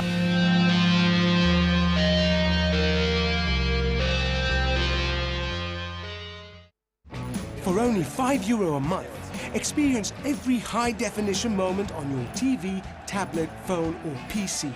Great teams, great moments, and so much more. TSN from Melita is your ticket to stay in the game.